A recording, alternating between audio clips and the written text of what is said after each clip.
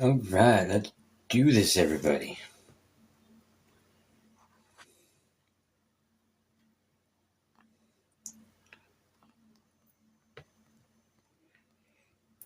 Hello and welcome, guys. I am the Progressive Moose here on the Beaver Network. We are continuing with our 24-hour live going with the Canadian election.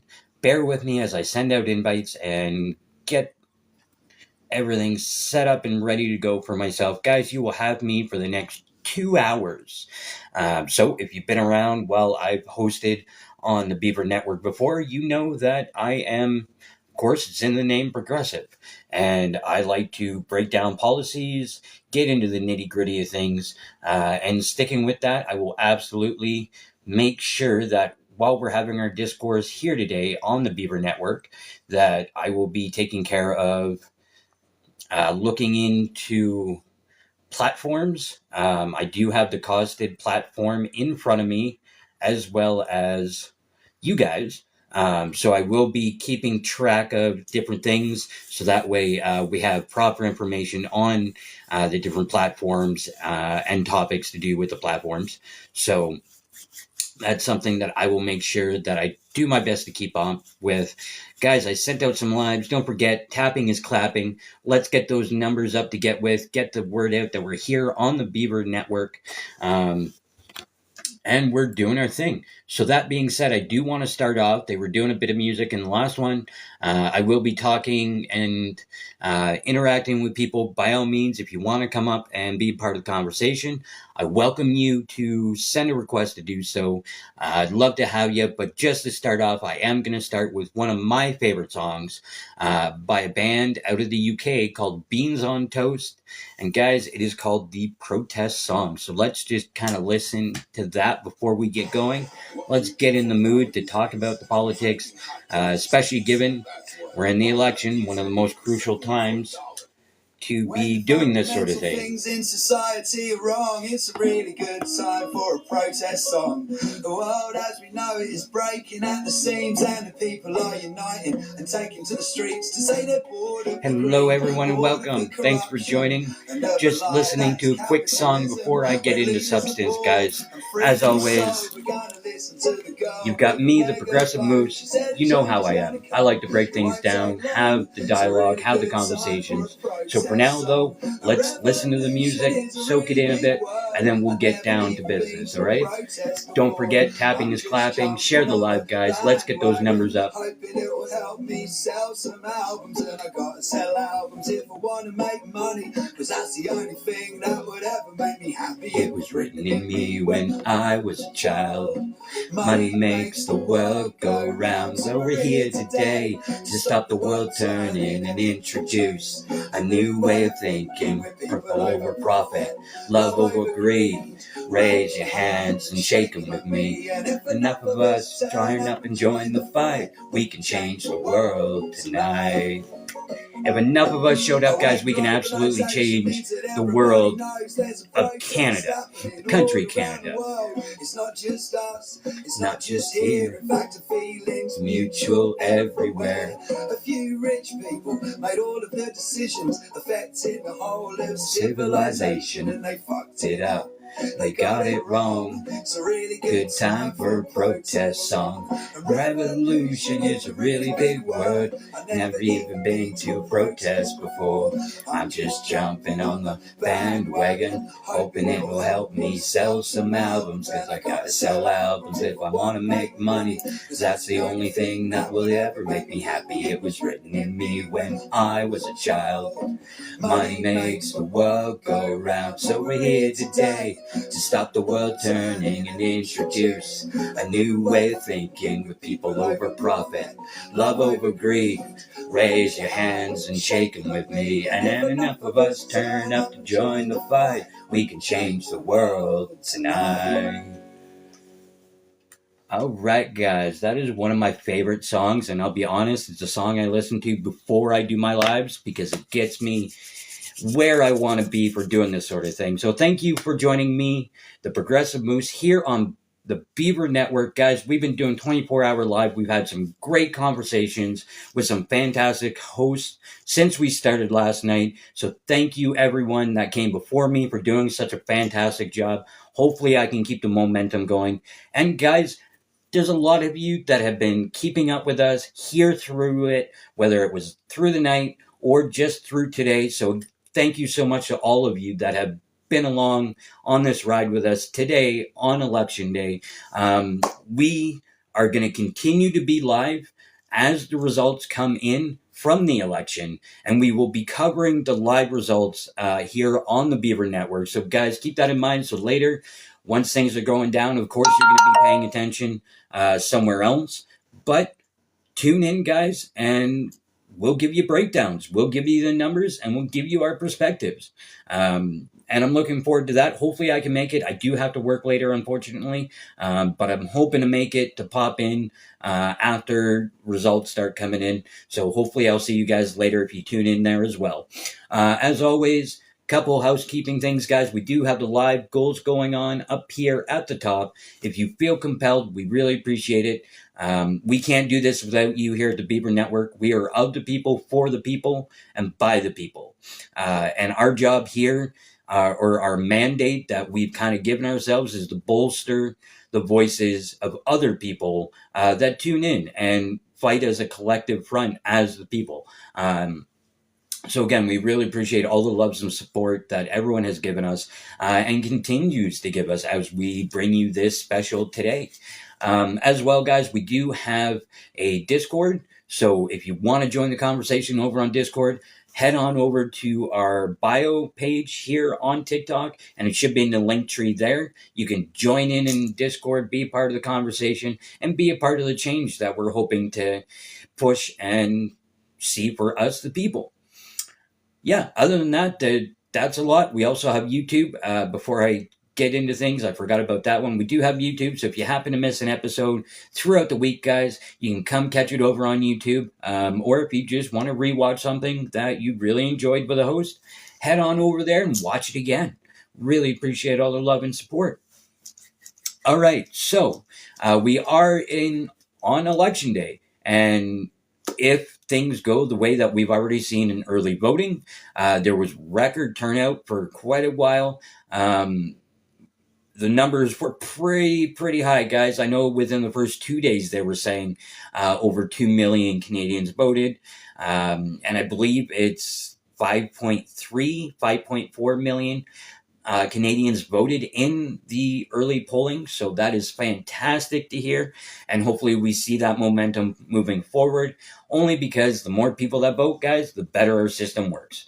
And that's regardless of who they vote for. It just, more voices get amplified as you vote. So again, if you want to come up, if there's anything in particular you want to talk about and be a part of the conversation, by all means, guys, send a request to come up. And I'd love to have you up. So I've got the costed platforms in front of me. And as we know, the political parties are still on the campaign today, trying to get in those last minute press conferences or time in front of the camera.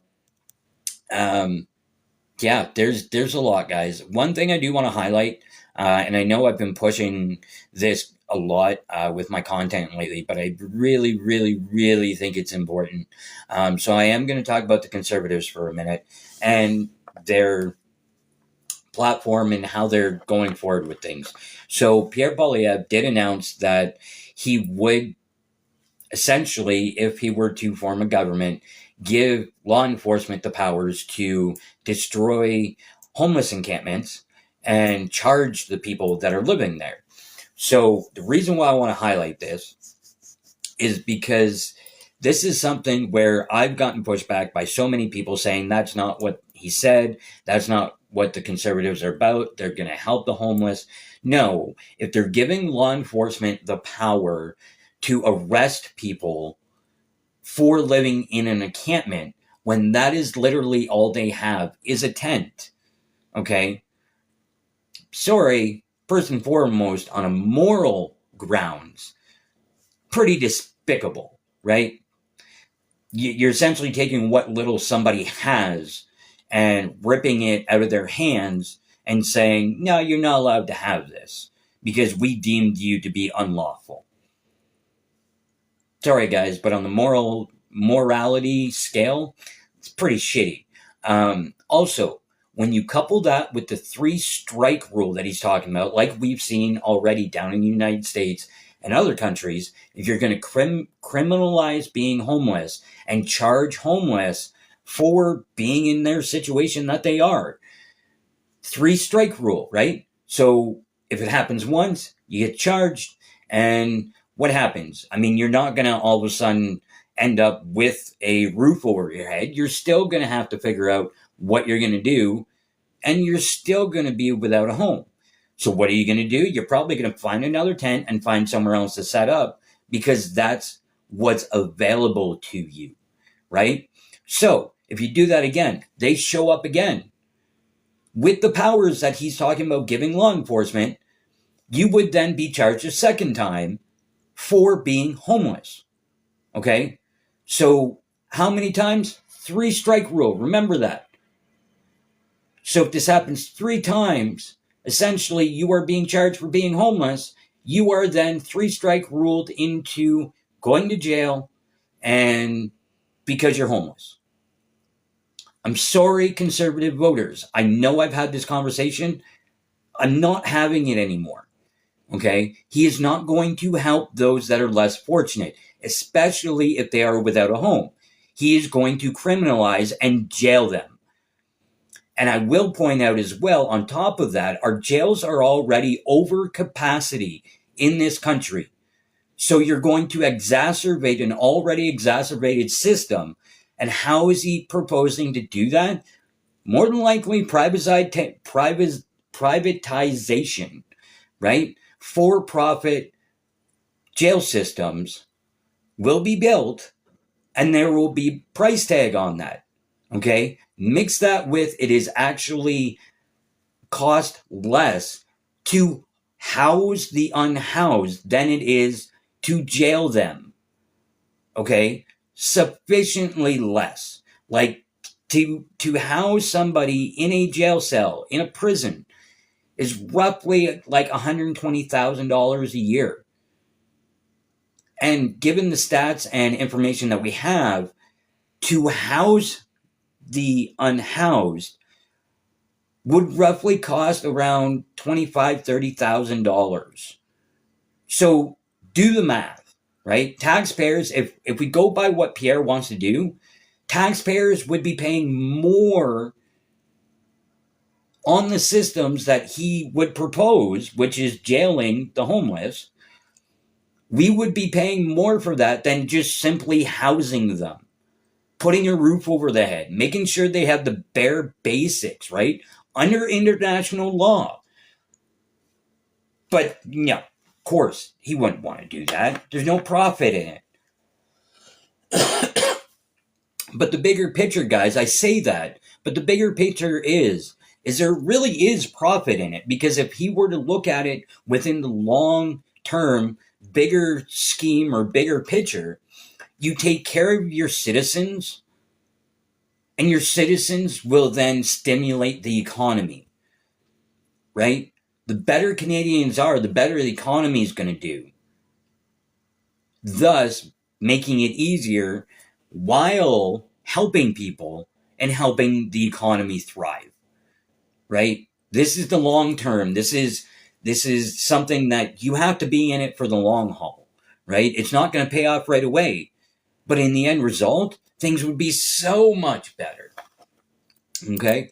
Yeah, so just something I wanted to point out on that, guys. And listen, I'm somebody that I don't care about party lines, right? I'm somebody that will call out power, will call out greed and corruption.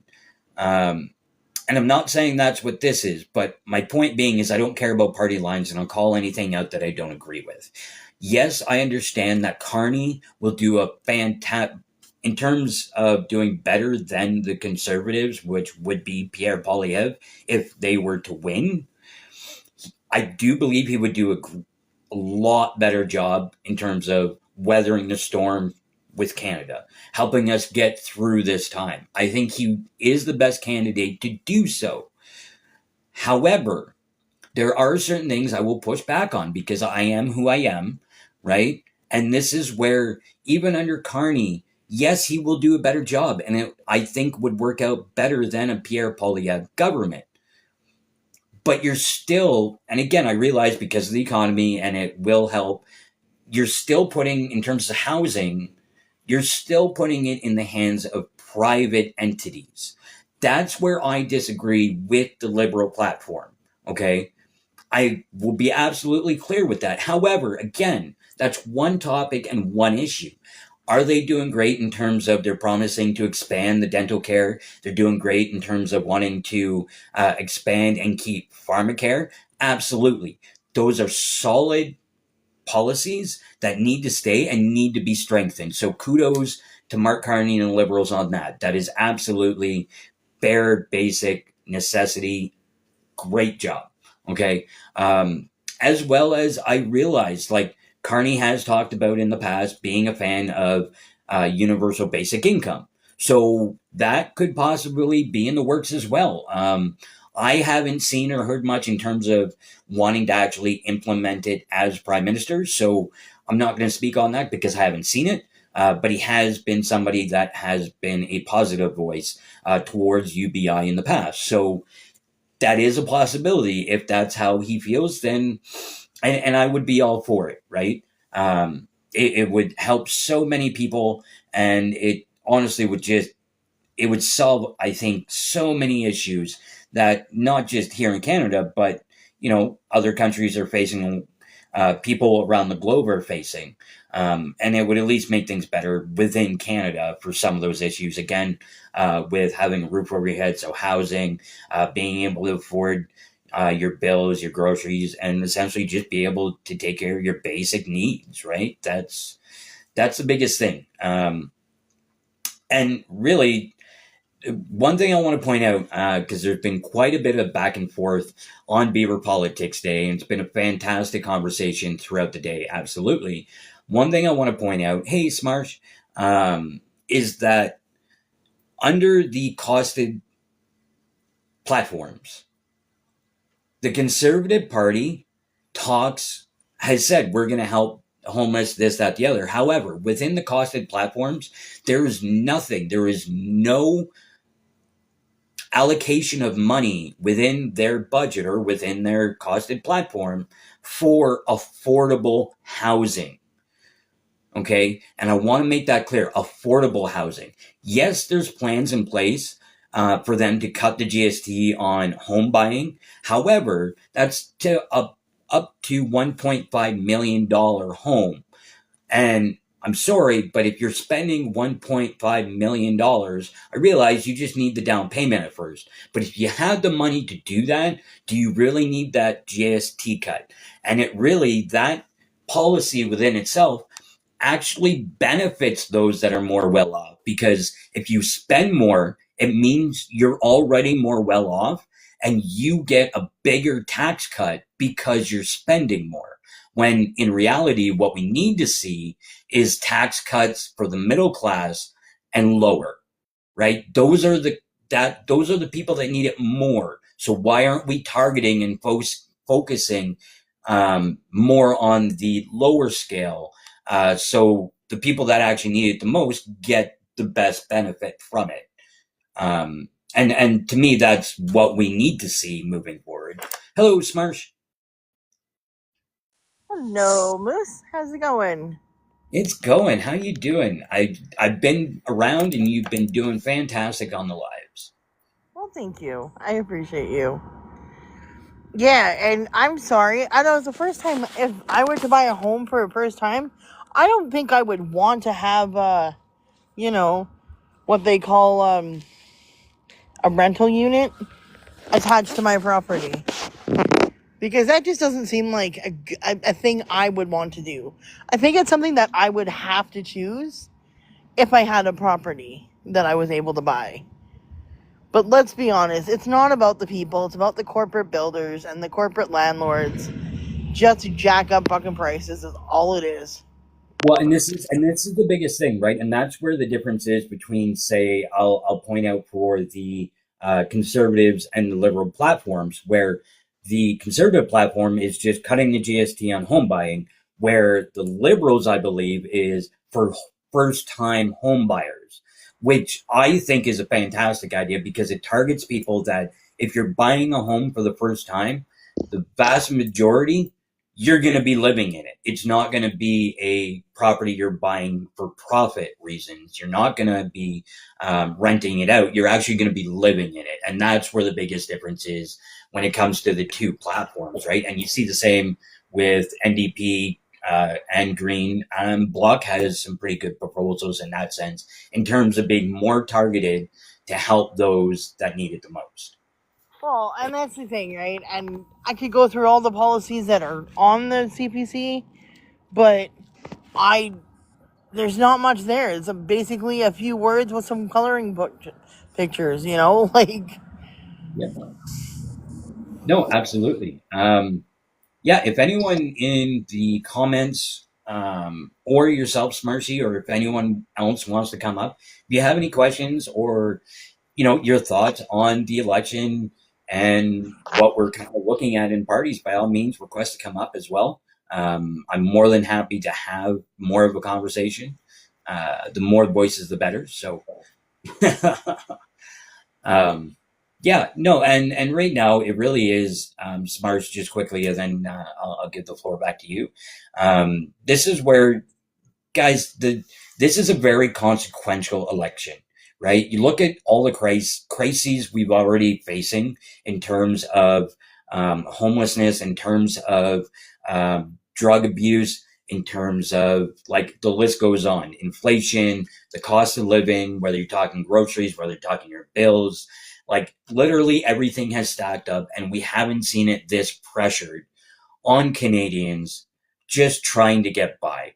And now you have to add the extra from outside our borders, what we're seeing from the United States, Donald Trump, of course, and his tariffs and all that sort of stuff. And that's all causing turmoil on a global scale, not just Canada. Yes, we are heavier affected because we are so interconnected. There's tariffs on the automotive sector, which are separate from the border, quote unquote, border tariffs. And then you see the tariffs in the terms of back and forth on Canadian aluminum and steel, all that sort of stuff. So you couple our own kind of here at home crisis mixed with the stuff that we're seeing from the United States that's really causing havoc. I mean, people are being laid off in multiple sectors, or losing their jobs just flat out. That's why, a lot of the parties are making sure to clarify, like they're going to be helping workers affected by the tariffs and everything, because it's going to be a long haul slog at this point, unless something critically changes in the United States politically. Smarsh? Oh, she's paused. Okay. Smarsh? Sorry, I got a text message and I was reading it. I was like, okay. No, it just, like I said today on the other platforms, like I've been going at this since 7 o'clock last night. So forgive me, I've had like maybe 2 hours sleep and that's about it. So I'm a little worn out by this, but the way I look at it, either way, her libs, I don't at this point. All it matters to me is that they show me in my community that we are taken care of, that we are thought of and treated with respect, because I don't know how many more people I can burn sage for day in and day out when they're being unalive by the cops unfairly. So that's No, what absolutely. matters to me. Absolutely. And that's another aspect, just quickly, and then Colleen, you can chime in. That's another aspect where, it comes into the basic human rights realm for me, where a lot of times, guys, we're seeing so many disparities when it comes towards the Indigenous communities, especially in law enforcement. And that's where we really need to focus, and we need to hold politicians accountable. So the main parties, or the leaders of the parties, really need to stick out to the Indigenous vote, because if you're not willing to change the issues we're seeing, really a hell of a lot more than we used to see. It's essentially daily we see different aspects towards, the indigenous communities that we shouldn't be tolerating, but yet somehow it's towing the line and nothing has changed. Well, and not to cut you off, Colleen, I understand you have good points, but here's the thing. As one Indigenous person, I don't feel the playing field is level at all. Like, walking into the booth to, like, go vote, uncomfortable as fuck. Because I'm walking around and I'm like, okay, like, I'm, like, maybe the only one there voting. And, yeah, that's cool. And I'm sitting there and I'm like, and I'm wearing my Every Child Matters movement, and people are looking at me like, what are you gonna do? What are you gonna vote? No one came around and looked at my vote, like, thank God. But I'm just like, they're all looking at me. The lady was so nice, and that helped a little bit, but all the other people are just looking at me, and I'm like, what? Like, you got a problem with me supporting my community? Like, it's a fucking sweater, get over it. You know what I mean? Like, I don't know. At the end of the day, it's lip service to me, and they gotta put fucking action behind words, because at this point, it's just action. It's just words. Colleen, did you want to chime in? I'm just going to say, Smarty, at this point in time, and you and I have been in lives steadily together for the last at least month and a half to 2 months. And I have listened to you, I've listened to Calvin, and that's the point. It is time that it's not just the Indigenous peoples that stand up to speak for the Indigenous peoples. It is time that we all stood up and spoke, because we need to understand at this time, again, more people need to adopt the understanding of this is not our country. It is a privilege to live in this country. It is a privilege to know that we had guidance from people who were here originally to teach us how to do that, because you know what? We would not be where we are today if it was not for our Indigenous peoples. And it's about damn time we stood up and we said thank you. We do turn around and say, I get tired of people saying, how many times are we going to apologize? You know why we still apologize? You know why apologies still need to come? Because the goddamn shit is still happening. If we're not getting, don't talk to me about a residential school. It's got nothing to do with a residential school anymore. It is the simple fact of, again, how we treat people, how people are so misguided and uneducated or misinstructed on how to speak. If they do not know what they are talking about, then you need to learn your role and shut your hole. Because if you have no idea what it feels like to have a birth announcement, or have someone turn to you and say, I don't like you, or we should, where's my $150,000 that I get every year? You know what? There is a reason that these treaties are in place. There is a reason that these treaties need to stay in place. And I have to be honest, I am tired of seeing a constant YT face or name on a ballot. And I'm not saying that the people that are running that aren't qualified, but you cannot sit there and say, I understand and I will go through and I will do these things if you don't have someone on a ballot that looks like you.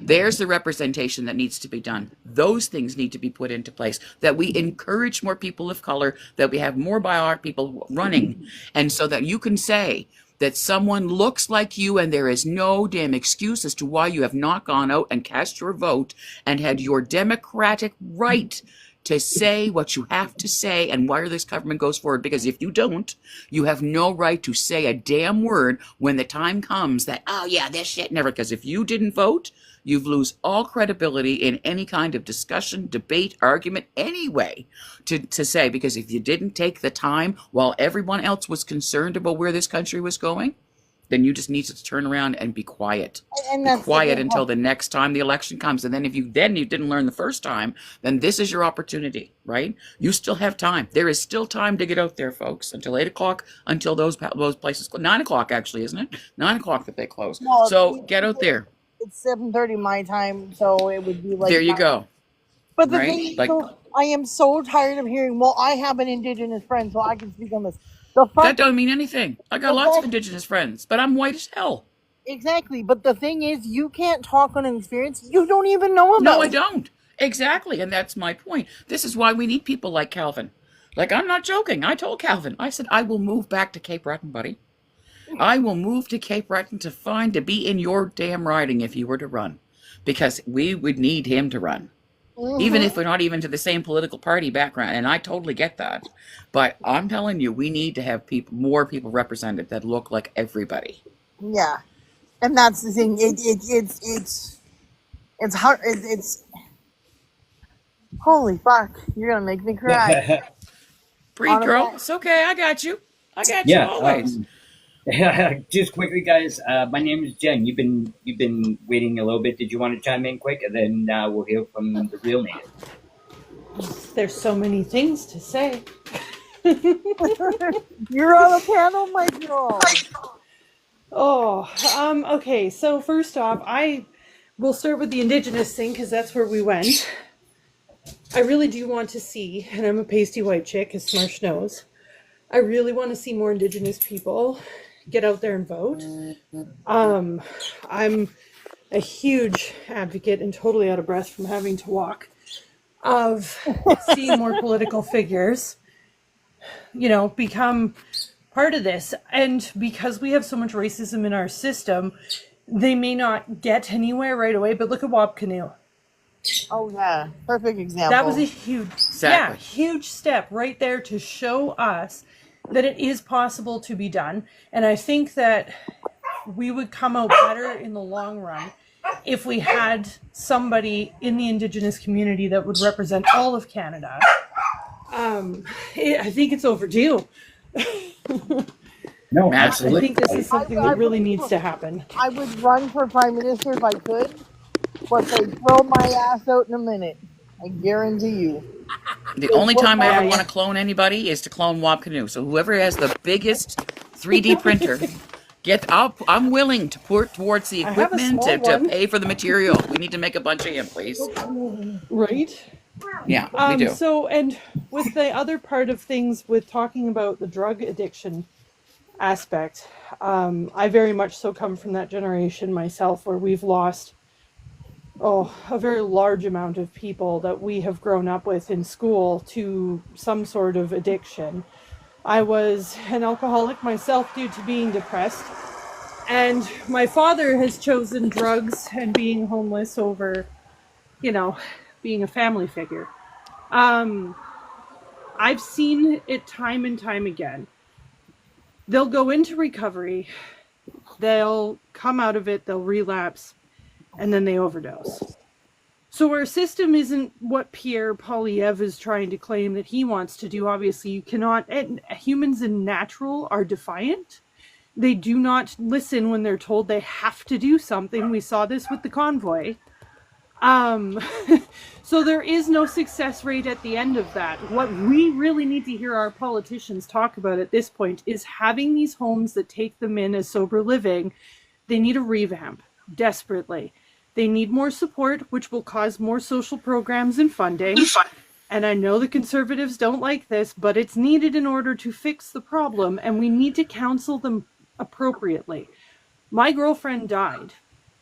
This is going to be a little bit dramatic. She was left to die on a bridge while overdosing. She had 5 children.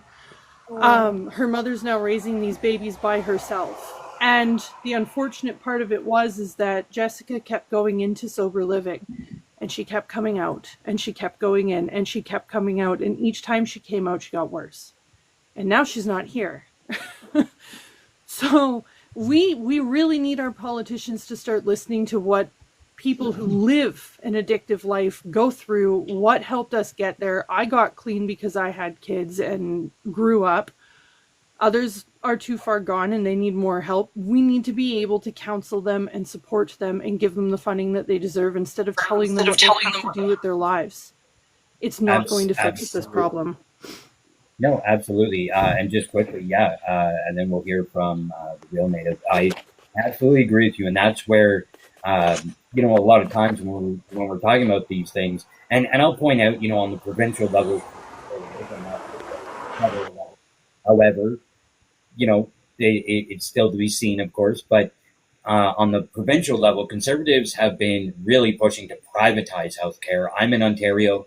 We're a prime example where private healthcare sector is getting essentially double the amount for procedures that the public sector would get for the exact same procedures. And he's doing it under the umbrella of we need to catch up on backlog, which he's not wrong about.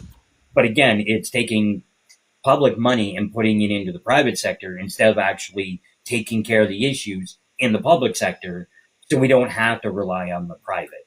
Um, yeah, and that's where the mental health aspect comes in too, because right now I believe roughly about 6 to 8% of the health budget, or the healthcare budget, I should say, is allocated for mental health, allocated for substance abuse, allocated for those scenarios, and it's really just not enough. So, we got to do better, regardless of who it is who, takes government or forms government at this point. The Real Native, do you want to chime in? Thank you for waiting. Sure. So I'm going to quote my father on two different quotes here. He's Shmarshy's heard me say these ones before, but he used to say that as Indigenous people, we weren't recognized as humans or people, and men until 1981, 82, women 1985. We used to have the people that we had to work with chosen for us by people. We weren't given a say in who could, like we weren't allowed to have a vote on who would be prime minister until the 1980s. My dad used to tell me, like back in the 90s, he used to say, he asked me if I was going to go vote, and I was 23, I think, at the time. And I said, I thought we didn't want to vote. He said, we can pick the person that we have to work with now. He said, why wouldn't we want to get out there and, put our voice in to see who we're going to work with, And then he used to say, if you don't want to vote, when the time comes, don't bitch. And then he would talk about, I heard him make a speech about how there's two sides to the treaties, and the Indigenous people and the non-Indigenous people walk parallel on this treaty. We own two sides of it. So the treaties are sacred. They're a living, breathing document that needs to be protected at all cost. Bill C-69 is going to give us a voice for our lands. I just actually getting back to the whole drug thing, I just got a message here about 20 minutes ago. An ex-girlfriend of mine OD'd last night. So she was one of them that just wasn't ready to give it up. She felt she had no support, no hope, and she just didn't want to sober up. And I feel bad for her and her family. But Absolutely. I'm very sorry for your loss, Native. That's no matter what, it's a sad case, but you've lost your friend, and I'm very sorry that happened. yeah, we stayed Absolutely. we broke up. We dated when we were like in our early 20s, and she was like just turning 20, I think. I think I was 22 and she was 20. And so when we broke up, all these years we stayed really good friends. We always, whenever we saw each other, we'd say hi. I wound up getting married. She got married. We both got divorced, and we kept in touch. We said hi whenever we saw each other. But yeah, it was sad to hear that drugs had finally taken her out. But drug awareness is what's needed, not forced rehab. No, Because absolutely. that can do just as much damage as an OD. Yeah. Absolutely. Agreed. Just quickly, I just want to kind of pick the real native brain here quick, and then I'll open it up again. But I'm curious, and by all means, please, if I'm overstepping and asking this, please let me know, because I don't want to overstep, and I really do. Like, I'm so sorry to hear about the loss, of course. Do you know if there was any sort of trauma or anything that would have been the opener to turning to drugs? She used to say, like when we were together, she used to say that there was a family member that was bothering her. Okay. So I'm guessing, like Did when we were together, we only dated for like 6 months, but in that time, she said, you know how you open up to people and you talk to them, and we used to do that. That was one of the things that brought us together.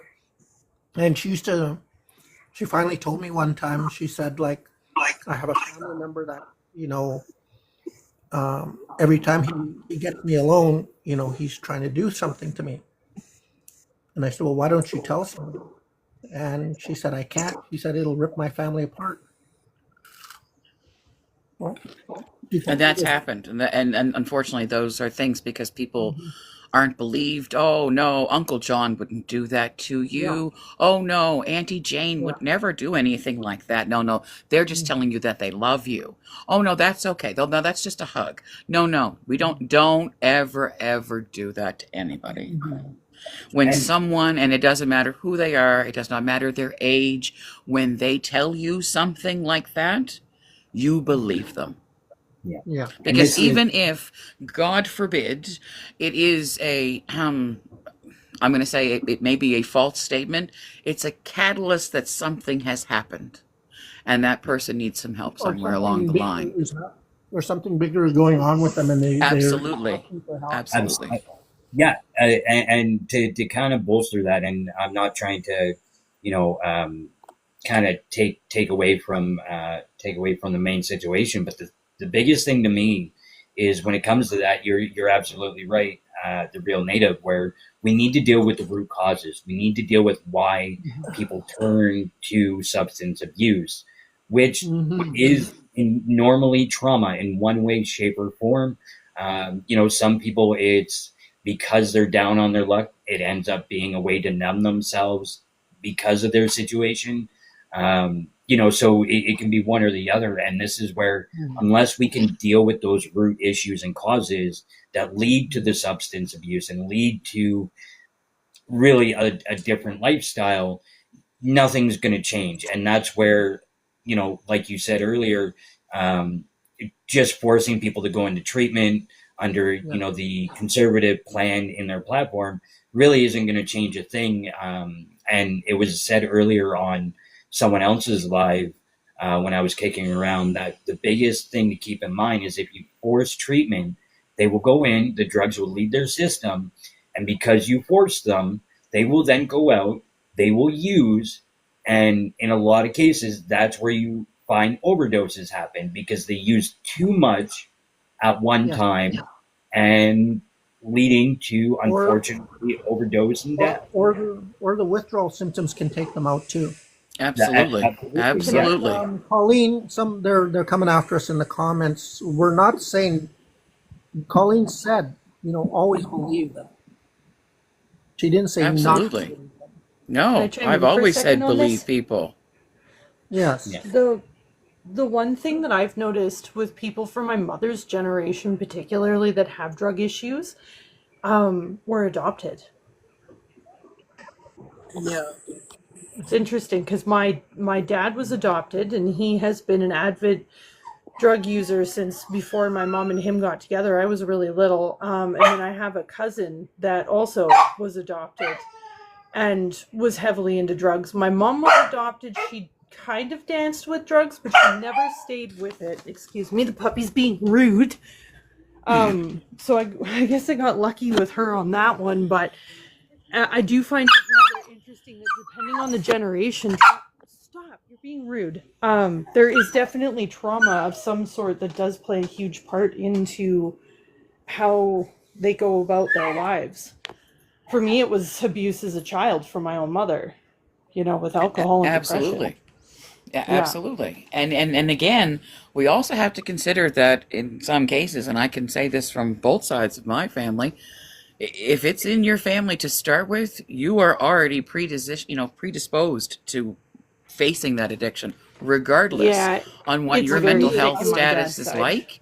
But Yeah. there's the kicker, and eventually it comes. It will come for I'm you, and it doesn't matter on how that happened. And I can tell you, my sister, that's exactly it. And here I sit 4 years without her because, she did not want to have the label.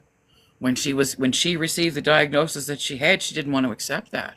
But again, it was a fact of we suffered with a lot of childhood trauma that it took a toll and has taken a toll on each of us. And there are four kids in my family. So I do, I understand like that it affects everybody. But if you don't come to the core problem of why people turn to whatever comfort they turn to, whether it is, alcohol, it is drugs, it is food, it is sex, it is gambling, it is whatever, the underlying cause needs to be rooted in the bud first, but nipped in the bud so that you can get rid of it, Well, so that it doesn't grow and become worse, right? See, I'm a bit of an anomaly because I grew up with I grew up as a child of an alcoholic. Oh my god. Yeah. Yep. Nigger, I nigger, nigger, nigger. I'm a nigger. I'm a nigger, nigger. Fuck you, nigger. Hillbilly. Fuck. Shake. piece of shit. wow. Yeah. Wow. Aren't you lovely? Aren't you a fucking prize person? That's just, wow. Yeah. Somebody needs so- a hug. Parents are embarrassed. And the I thing hope is- he is. and I'm sorry. I'm always Schmercy's always telling me to take the high road. I like yes, to. do the. You have no choice. Lovely. You have to at some point. Like there's no Most need of people that. like that There's no need of that. You can't get emotional with that though, because I mean, honestly, at the end of the day, it shows their character more than it shows yours. So wishing they'd step on a. That's one quantum- word though that I can't stand, and I don't care who you are. I don't care. That is just not a word that's cool in my book. Yeah. So asking him to step on a quantum bear trap is wrong. No, Okay, well, that would be actually you can good have because at least it would No, force no, a direction. No, no. I condone thoughts, but keep it in your heads. You want to Sometimes though, when you hit to my age though, Jen, you don't have that option. I have like the mesh colander, and there's big holes in it now, and everything comes right through it. I can't help myself. Oh, I know. Mike, I have no Moose, filter Mike, either. I'm one to talk. Yeah, You're muted, bud. you're muted. You're muted. Moose, you're muted. Moose, you're muted. You're muted. Yes, that's good. Moose mooted. Moose is Good muted. for the moderator to mute themselves. Good on you, buddy. Yes. Nice So job. I'm going to go ahead and shift a little bit, guys. We're still going to be within the realm of the topic at this point, but I do want to highlight something. And I know I already did kind of in the beginning of the live, but I also want to just read this out quick. So I'm looking at all the party platforms, costed platforms in front of me. And one thing I want to point out is absolutely linked is crime and justice and what the conservatives have to say on that. And this is where, when you couple things together, right, because hard drug use is illegal, as well as I mentioned earlier, Polyev essentially would criminalize being homeless, 3-strike rule. But I'm going to read this out for more context for people that might not have read it yet or heard it yet. So they have a broader context as to kind of the stuff that we have been talking about. So the conservatives would use the notwithstanding clause, which gives the legislature in Canada the power to override portions of the Charter of Rights and Freedoms to introduce consecutive sentences for offenders convicted of multiple murders.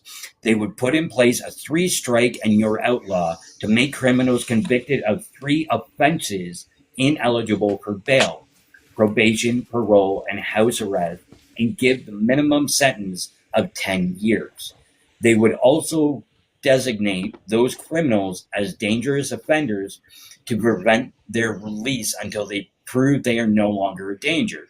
It would impose mandatory life sentences on anyone involved in the trafficking, production, and distribution of over 40 milligrams of fentanyl.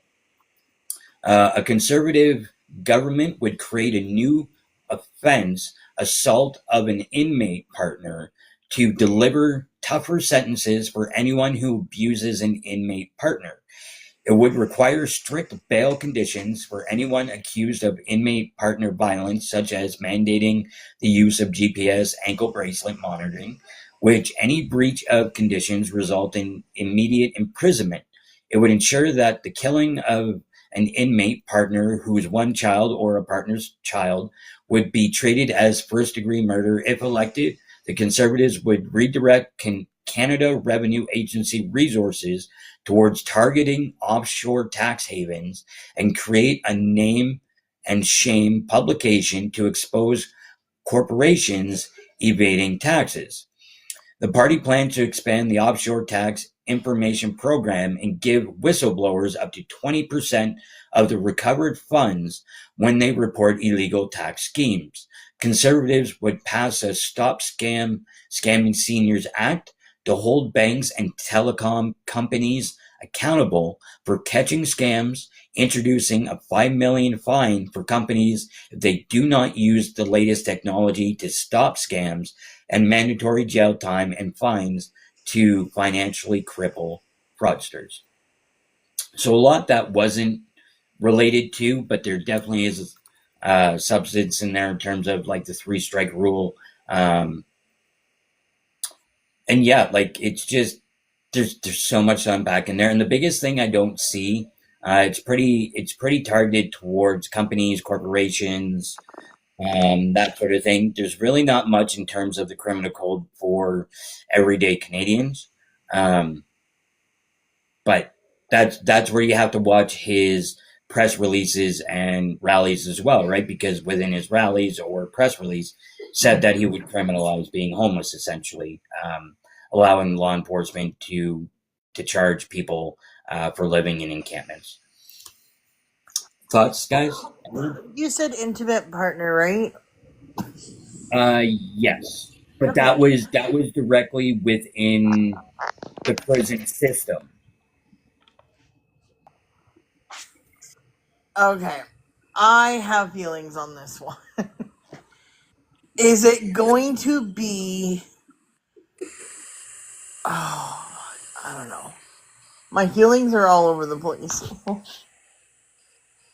Yeah, like the biggest thing to point out there is like when he's talking about the partner violence is within the prison system, right? So it's not a broad spectrum across Canada. It's targeted for intimate or inmate. Absolutely good, right? Yeah, Inmates to have that protection. However, the rest of us do too. So. Because see, there's a well, I'm not saying that there's not. I mean, there's a difference between inmate and intimate. Yeah. So I understood if it was the intimate partner violence, and again, incorrect. Okay, let me go back. If I read that incorrect, I am absolutely sorry, and I apologize. Oh no, you're good. You're good. No, I think you're okay. Because even still, let's be honest, that's going to happen too. Like that does happen. We have to be aware of that. I mean, regardless of where you are on whatever level, it happens. Let's be honest. And these partnerships do happen. Anyway, when it comes to the situation, and I am only speaking as a survivor, but there are people, I will say, or they are males, who believe that it is their God-given right to have what they want when they want it. Well, that doesn't matter. Well, you're my wife, you're my spouse, you're my partner, you're whatever, and this is going to make me happy. Newsflash, that does not work like that. That does not fly, and nor should it. So anybody who, continue, and I mean, I know of people that has happened to. And I had to explain to the friend of mine and say, that that's wrong, right? Well, what do you mean? Well, no, it's my husband. No, that doesn't matter. I don't care that you've been married for 25 years. I don't care that you have 4 children, because you know what? If you didn't plan or say, hey, this is not working for me. This is the case. I'm not interested. This is not going to, this is going to cost more money, or we don't have the room or the space, or I am tired. Yeah. No one should be forced to say, well, but I'm your husband. And I say, or even the reverse, that I want a baby and you don't want to, well, I don't care that you don't want to be around. I want a baby. We don't have the money for all this IVF, and I don't want to have all those hormones. So you're going to do what I want you to do. And we have to be honest, that happens on both sides as well. No, I had absolutely. I had an ex-girlfriend not too long ago tell me, "I'll tell you when it's over." Yeah, see, that's not cool. That's not cool with anybody. And that, I don't care. I don't care if you're straight, you're, heterosexual, if you were, transgender, if you were gay, if you were a lesbian, I don't care. That is not cool, because it cuts down to the boundary. And it's the personal boundary of a person, no matter what But or where they I'll fall at. I'll tell you this: the RCMP were not about to do anything to her. I hate What? to say that. Yeah.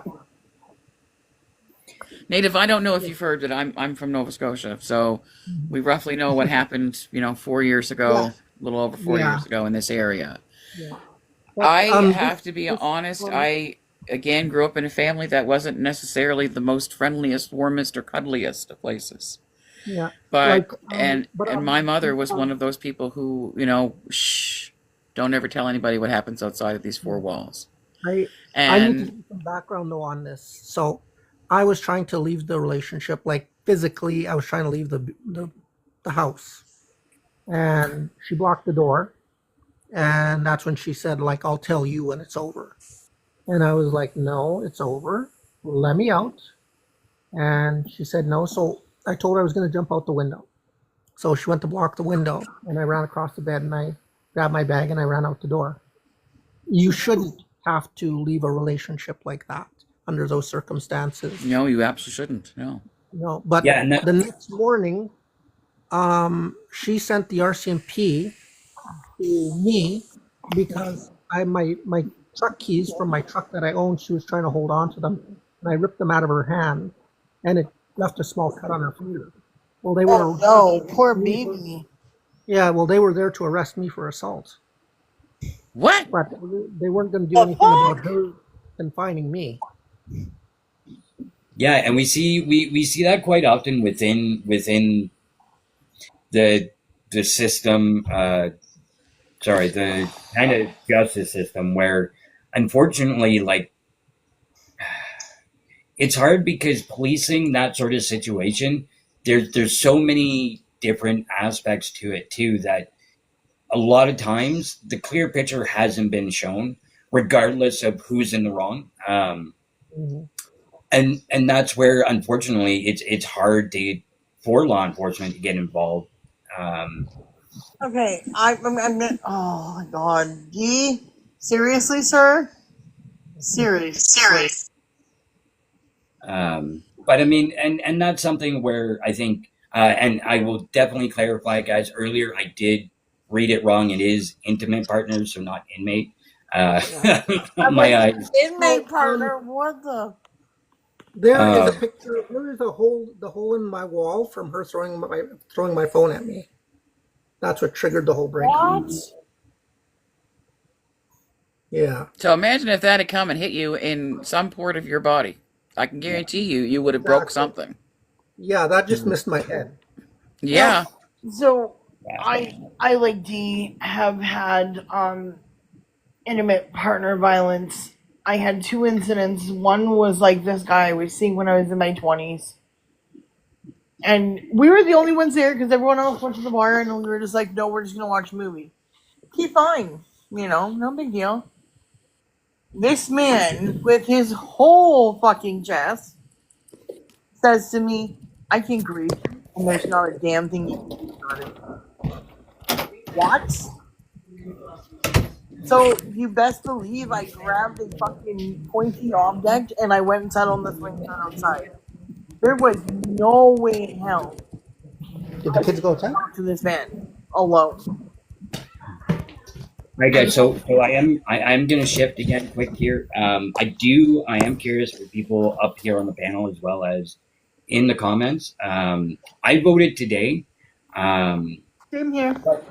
I'm curious, what was your experience today on voting day, or if you voted early, what was your experience?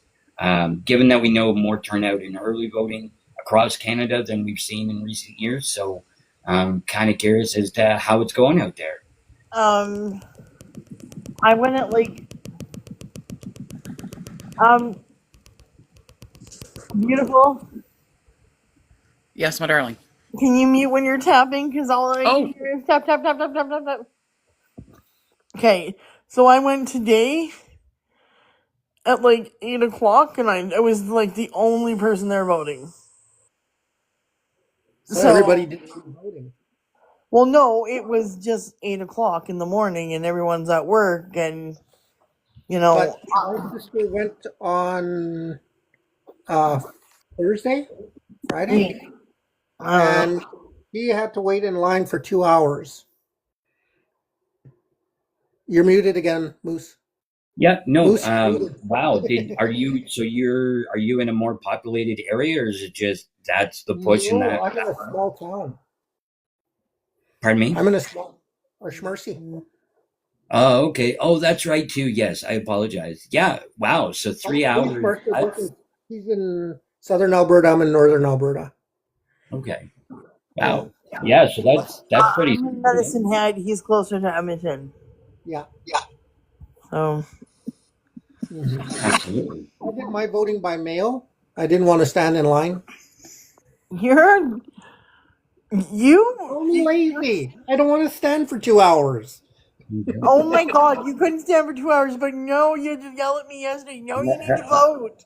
You need to go out and vote. I voted. That's the point. Exactly. You took the lazy way out.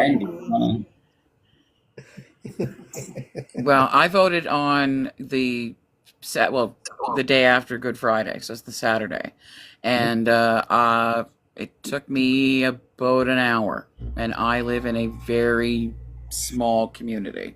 Yeah. I live in a very racist community, and it is bad up in Medicine Hat.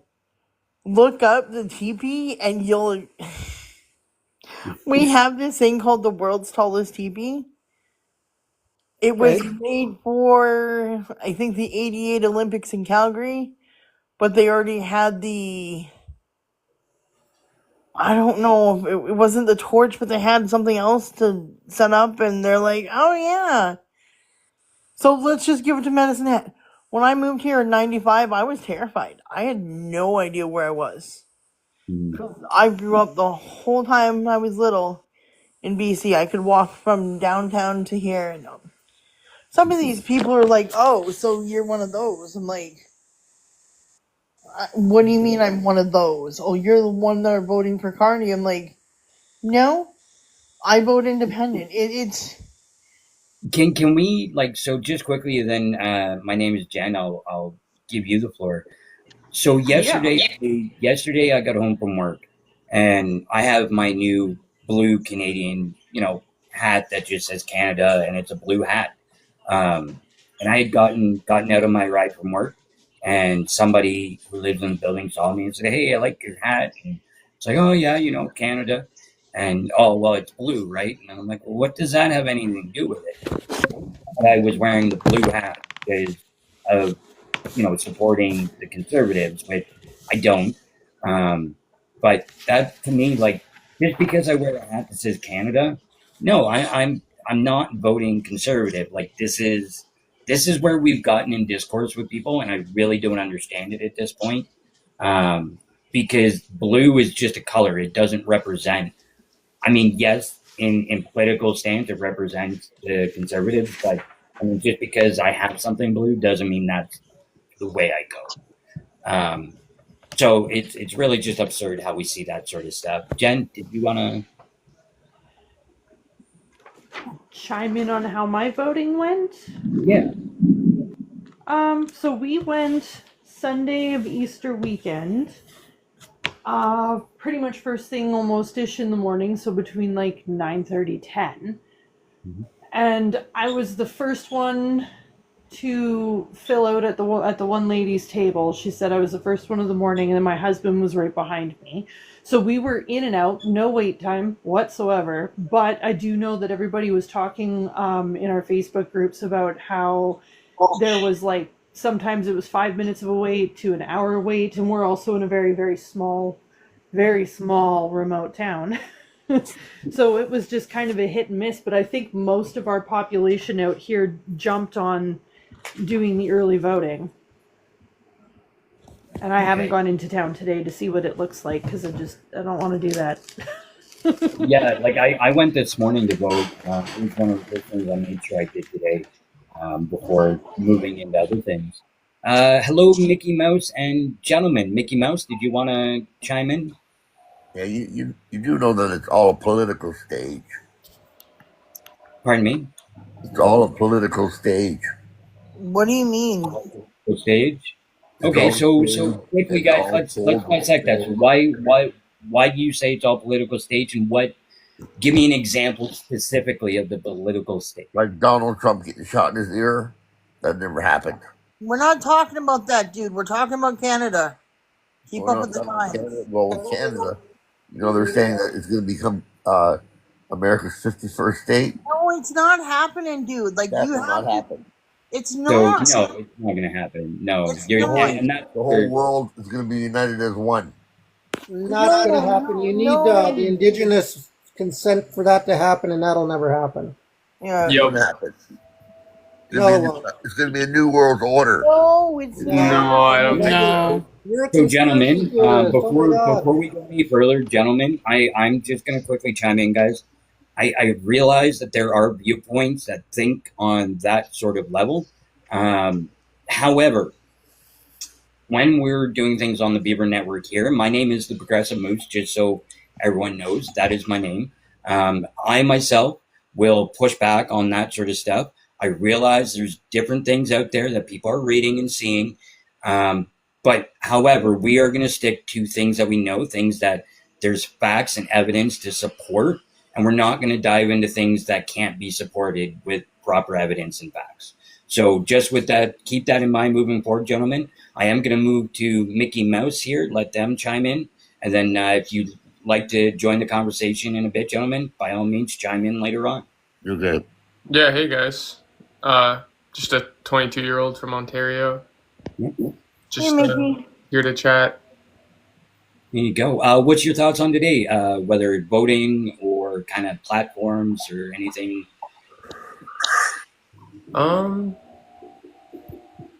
Yeah, not much. I already voted. I did the advanced polling the last day there.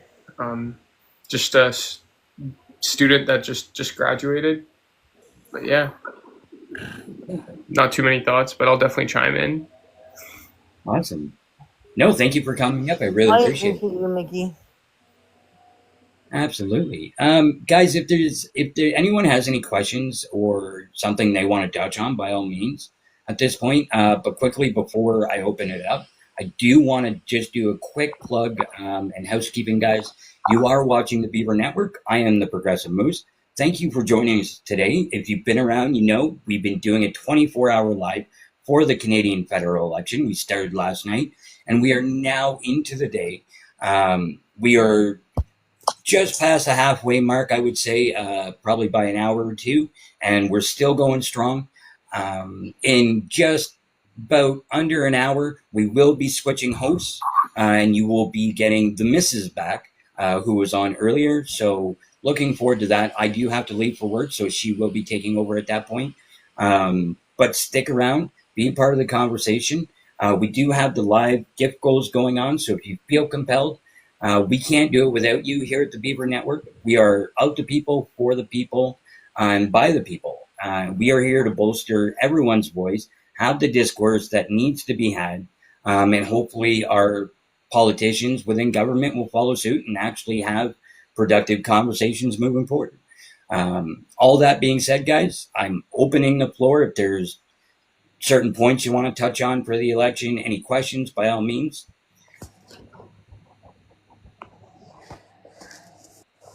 Anyone?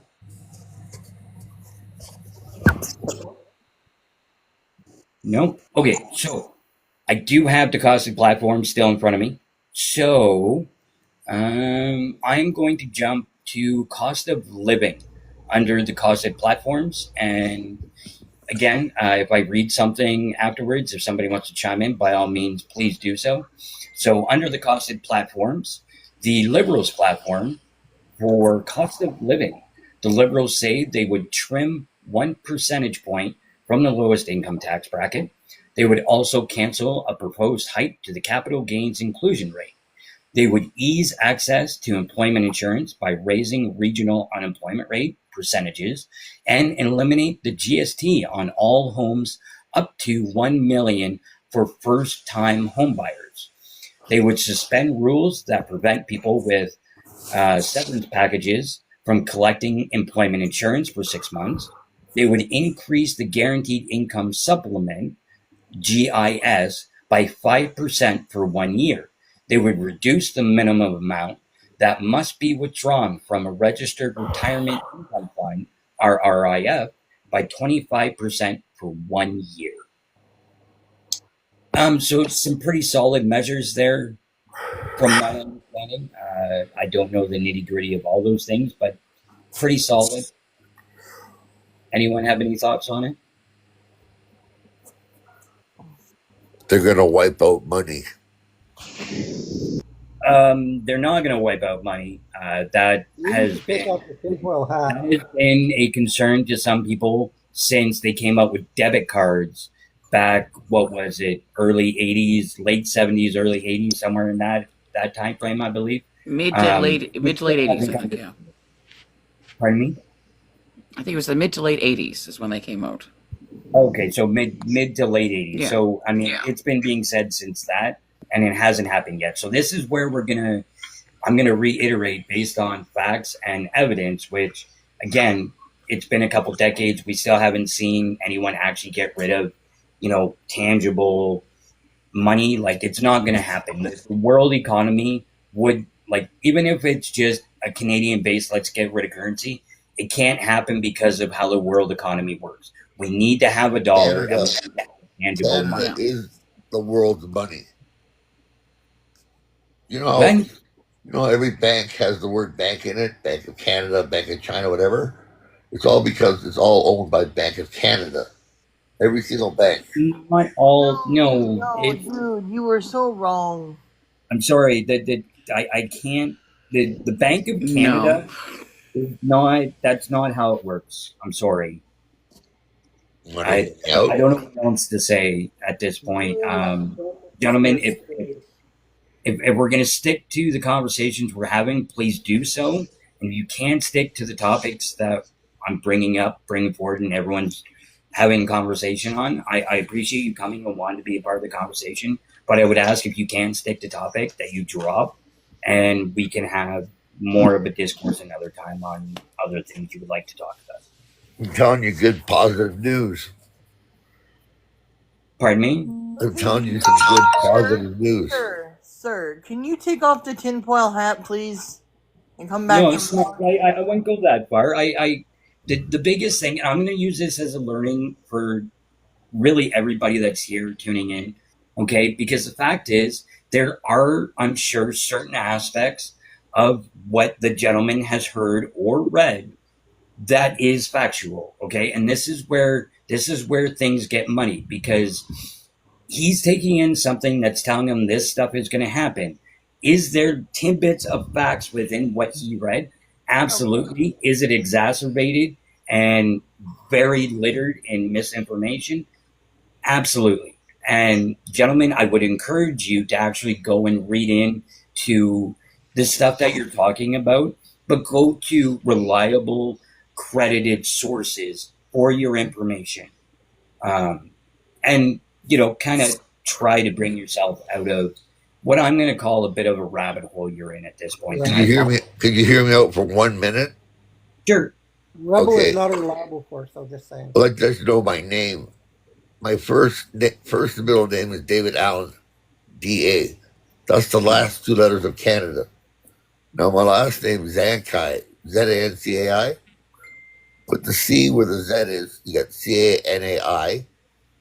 Remove the I and put the DA at the end. It's Canada. Moose, are you okay? I'm just gonna just breathe, bud. My father, It's okay. my father, You're a hollow reed. LVIO. You drop the O and put S. It spells Elvis. My dad was reincarnated Elvis Presley. Uh-huh. I think it's time, Moose. So at this point, Yeah. gentlemen, Never I mind. I thank won't, I you. won't talk about that anymore. I thank you for your my bio. presence. That's all I I think gotta at this say. point, we're gonna step forward, and I want to open the space for somebody that's gonna stick to You know what? where we're at. We'll stick to that now, but I just ask you to go to my bio and you'll understand it all. You know what? I will promise you, I will go to your profile once I'm done doing the live, and I absolutely will check it out. Okay, Right. I promise. And you'll see a video that was sent to me by reincarnated Elvis, which is Okay. Jesus Christ. I will do so, but gentlemen, for now, I hope you have a great day. Have a fantastic week, and I'm sure we'll talk sometime soon. Okay. Alrighty. All right. Have a great day. You too. Can I get what he's on? Interessante. I really appreciate him wanting to come up, and I can feel the emotion and hear the emotion in his voice when it comes to the stuff that he was talking about. Okay, so this is where True. I feel for him, and I get where his mind frame is. I'm sorry that that's not the sort of conversation we're going to entertain here today. So thank you again for being here, and I hope you stick around and listen, be a part of the conversation in the comments, because I love having everyone around and hearing different perspectives. So please don't take it as being disrespectful to you, because I truly did not want to. If it came out that way. I'll be the disrespectful one sometimes. Agreed. You know Me what, we too. get sensitive. Sometimes we do need to just kind of, you know what, let's bring it down a bit and realize that we're all kind of looking at the same stuff, right? But yeah, so back to talking about the Liberals' plan when it comes to cost of living. Did anyone have thoughts on that, or did you want to make? Are we talking about the houses that he wants to build, or are we talking about the first buyer home? So in terms of, under the Liberal platform for cost of living, he was talking about getting rid of the GST on all homes up to $1 million for first-time home buyers, which is, earlier I had pointed out for the Conservatives, it's cutting the GST for everything. And that's where the biggest difference is because the first-time home buyers are going to be living in those homes, as opposed to, if you cut it for everyone, corporate home buyers are going to benefit from it as But well. that's good though too, because it'll stimulate more supply and it'll allow them to build more supply, which Can I will make you laugh? reduce the cost of houses.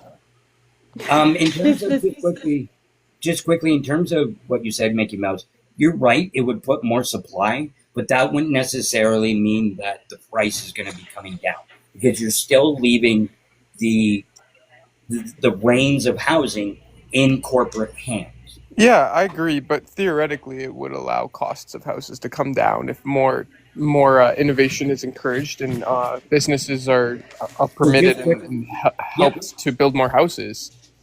So, but here's the thing, right? So, when we're talking about housing, we're talking about cost of living. The biggest thing I want to point out, Mark Carney talked about doing like a wartime effort in terms of housing, as well as other parties. And this is where the key difference to me is, because when we're talking about the Conservatives, which would make it so GST is cut from all houses, as opposed to first-time home buyers, when the government gets involved in house building, in home building, we've seen it before after World War II.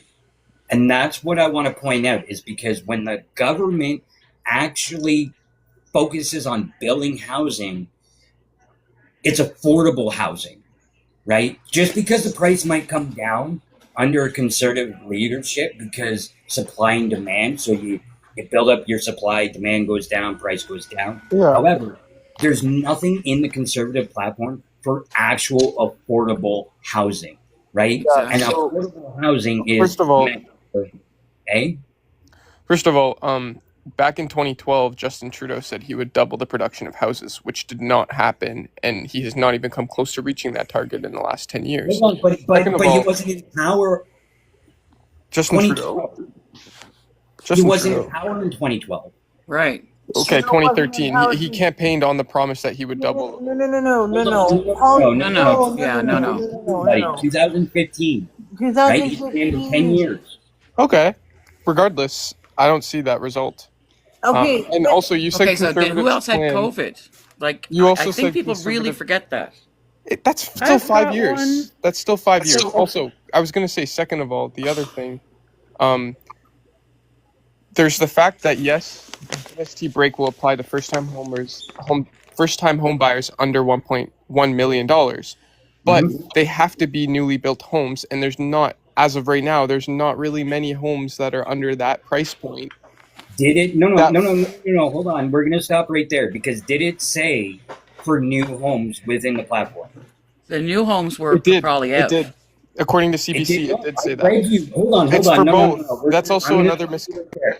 You are muted and you will listen, okay? Because I told you, I read out the platform. You were here when I read it.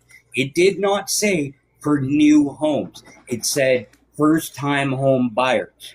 Okay, so it Yeah, doesn't matter Mickey, if you it's a were new also home or corrected if it's on an old this in home the that last somebody's live. buying, right? Context is as it was written in the platform. At no point did it say for new homes. It said for first-time home buyers. It's from Right? CBC. No, this is I can provide a the source. second time. I you've can been provide a corrected. source. It's from CBC. Okay, so is it a video of Mark Carney Yeah. at a rally or something saying it? Is it? No, it was before the cost Excuse of me. platform came out. I actually have the costed platform sitting right in front of me. So do I. Yeah. It talks about cutting the GST for the first-time home buyer. It does not say anything about a new home. It was Polyev that had the costed platform of talking about the GST, but it was a new build. And the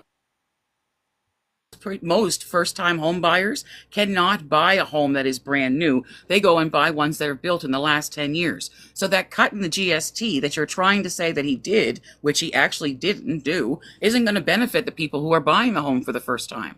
So again, please look up the platform if you're going to do that. I just did.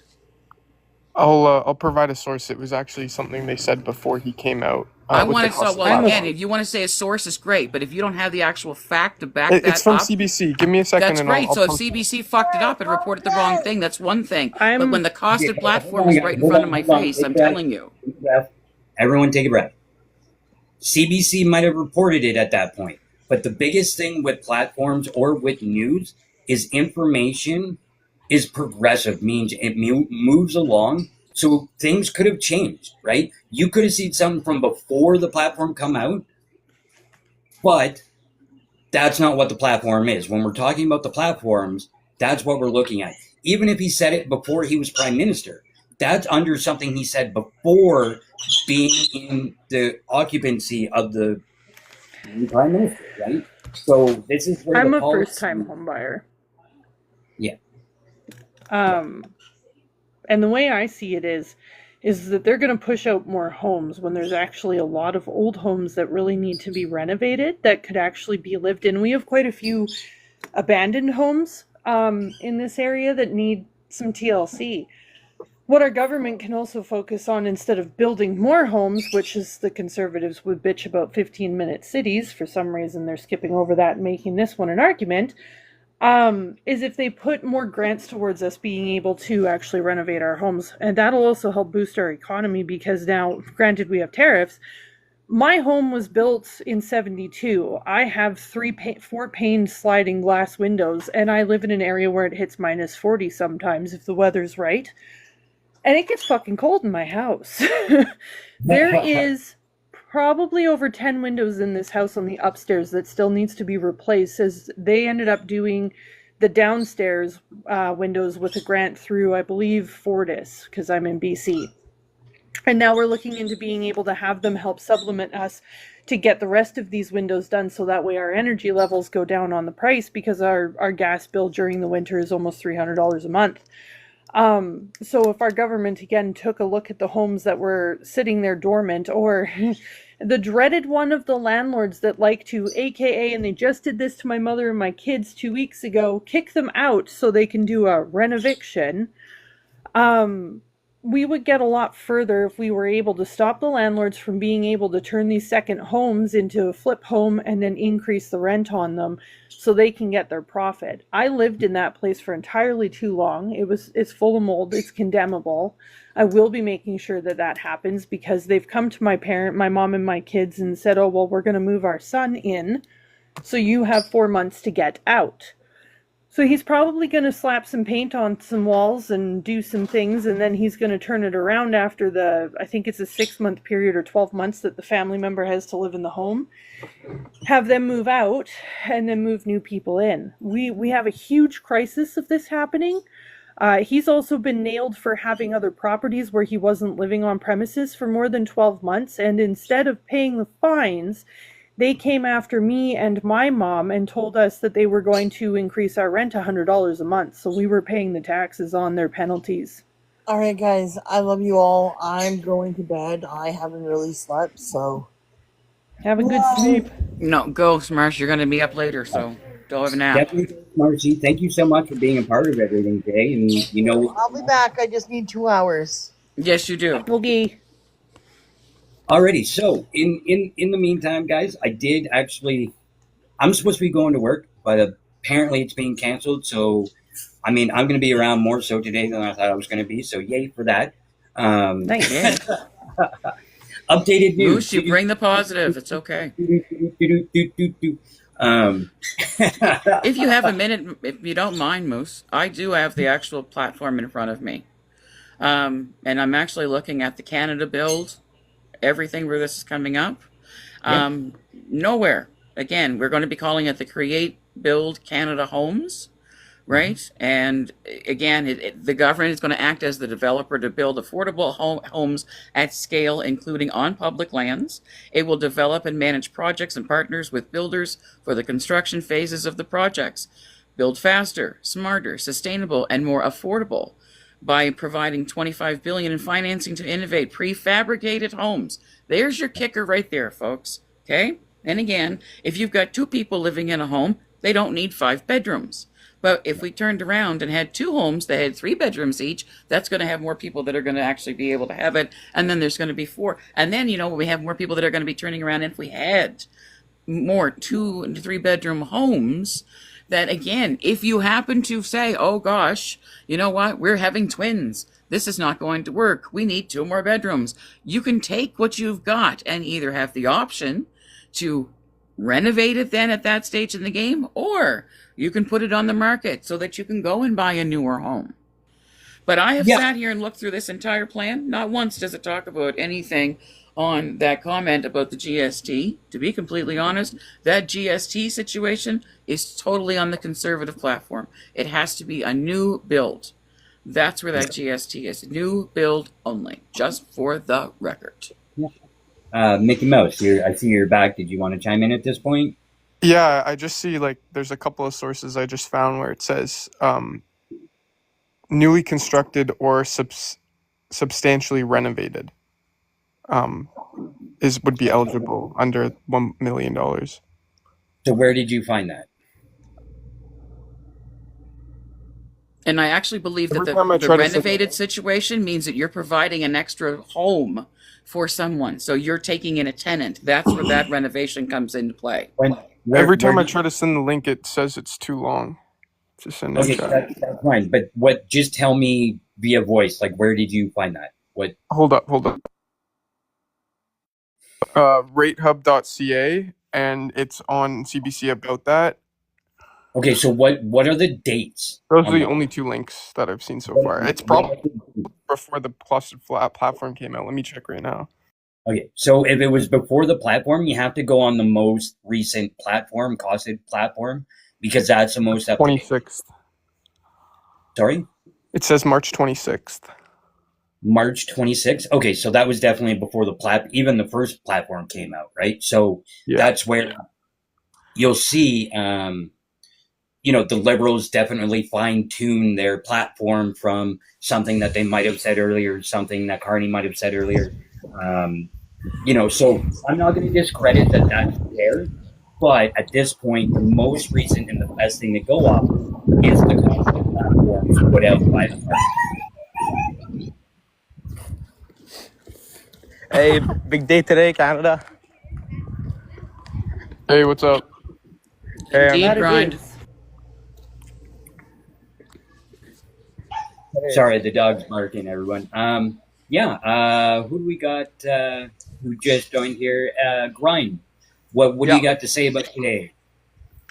Yeah, I got to say that vote Poilievre, vote for the Conservatives if you want change for the country, good change. If you want affordable housing, affordable food, affordable gas, gotta vote Conservative.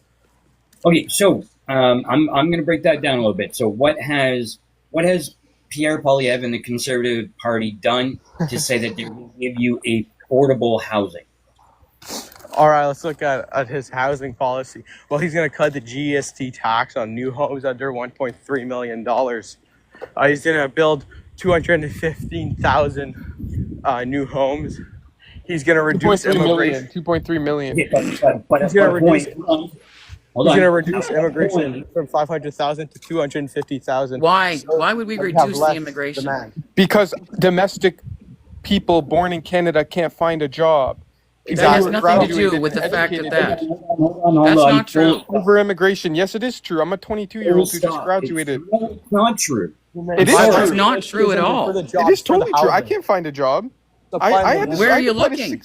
600 applications to get Where a are job. you looking? All over Okay, but Canada, you- Montreal, Calgary, Really? Toronto. Yes. Full stop. Full stop. Sorry, you just got cut out. Okay. Yeah, everyone just full stop here, okay? First and foremost, again, I will point out that is not true, okay? Because currently we do have unemployment, right?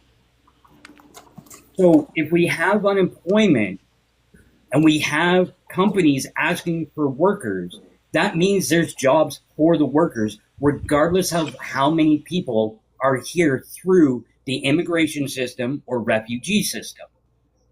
The jobs are there. Furthermore, Canada has always relied on immigration for workforce. That hasn't changed. Why? Because we've always had more jobs than people to work those jobs, right? That's why you see a lot of farm workers are coming into other countries to work the farms, because nobody actually wants to work those jobs that lives here in Canada. Okay, so the jobs are there. People don't want to work them. Most times, the jobs that, as you say, if immigrants are taking a job, it's because nobody else wants to work that job. That's why you see certain jobs, you are more diverse because they're willing to work the jobs you're not for the wage you're not willing to put up with. Yeah, well, isn't that totally unethical? First of all, How- if, you're going to. Well, I also have an education. I have an education. I shouldn't be expecting to get that wage as somebody who's highly educated. Okay, Well, but then I wait a am minute still now. So competing you with think people you who know how to have walk immigrated to into a Canada. door Regardless and of make if like you the are- maximum amount, and you just graduated? No, not at all. Well, then why I do you graduated think and that I if don't you're going expect to to be walk in working the at Tim door, Hortons. I that think there's a that's pretty guaranteed? reasonable. Well, no, because if the company is not hiring or whatever the case might be, you don't set the wage. I'm sorry, you said you're 22? Oh my gosh. No, I asked a Oh question. my I'm gosh, not you God, have but no thank you idea for what that. it's like out there. Whoa. I I have am a lot of 22. you. Do you have any? First and foremost, I have a lot of. You So need to- are you? They've They've How am I? already bought their homes. Their homes is taking value because of those radical liberal policies over the last 10 years. Listen to you. And how old are you, Brian? Okay, Again? full stop again. What is radical? I'm trying to understand Yeah. when the Liberal Party, hold on. When the Liberal Party has been towing the line, and we know when you actually break down the Liberal Party and their base ideology politically, they are a capitalist party, just like the Conservatives. Okay, so I don't know what radical policy you're talking about, because if it was so damn radical, people would actually have a roof over their head. We wouldn't be dealing with the homelessness. We wouldn't be dealing with the cost of living. We wouldn't be dealing with the fact we don't make enough money as it is to survive. Okay? This whole radical policy bullshit can stop now. And I will say that because there's been nothing radical come from the Liberals other than towing the line. And the only thing you see from conservatives is May I say bitching something? without giving any other thing or any other way to get through it other than let's make the rich richer and the poor more fucked over. Okay? And if you don't like me saying Can I that, say something, please? the Don't obvious interrupt. truth, then you can leave my life because I will not put up with this radicalist, liberals are fucking commies or all this nonsense that just isn't true by definition. You Okay, don't like it, leave the live. Be very, very careful on how you talk on this live moving forward, or I will put you down myself. Okay. Okay, so cutting 15% from the lower bracket, how is that more advantageous to the rich than it is to the actual middle class and middle class? We've discussed this, Grind. You were in a live when we discussed this, and I was the one who told you back then. So Yeah. you take the 15% again. Well, I'll repeat it to you, my dear, because maybe the wind is too much and you can't. If I have to yell, that's how it'll be. But no, if you could do a tax cut to 15% of the lowest bracketed people, well, do you understand that only at a certain point do you actually pay taxes physically? Like that. I mean, we all pay taxes, but the actual under $15,000, you don't pay taxes or the things. So what you're talking about in taxing the people who don't make that money, how is that making any money? You're not saving them anything. When you I'd like to address No, something that it's was the talked first about bracket before. that actually pays taxes, right? So it's exactly the 15K to 55K bracket. If you want to question me on wording, So you think the second people who bracket. don't make the 15 and below, so what bracket are they in? The people who make less than 15, well, that's mostly part-time jobs, and they don't really get taxed anyway. That's not so true at all. They don't deserve any tax cuts. have you It's done, zero. That's not true. okay, so anyone making minimum wage at this point makes less than 15,000 a year take home. Okay, Can I say something about a comment that was said about jobs? Because there is a serious problem with the job market right now. And I just graduated from school. Like I shouldn't be expecting to take a minimum wage salary if getting a 4-year honors degree. Immigrants this time. What's the problem with the job market? And I don't want to hear immigrants this time because we've already talked about that. You can't say it doesn't have to do with immigration to some extent. Oh, it doesn't. We've Well, already if you're been- not qualified, okay, so you just graduated, I wouldn't hire you if you don't have any experience. If I someone do. was I have coming in 16 from months of another experience. country, I have 16 months, months. buddy, I know people who have 20 plus years experience and aren't getting Yeah, jobs. 22 straight out of school, and they have that much experience. Dude, Okay. hey, Again, so you graduated at 22. How do you have that much experience? Because I did 4 internships, professional internships over the summer between every semester. Did they My pay name- you for those? anything. Yes, they paid me for them. And I do have a That's job what now. you get. Everybody mute for a second, please. My name's Jen. You've been sitting patiently. I know you were trying to speak. Please, I would like to give you a chance to chime in right now. thank you. My husband went into trucking school to become a truck driver, right?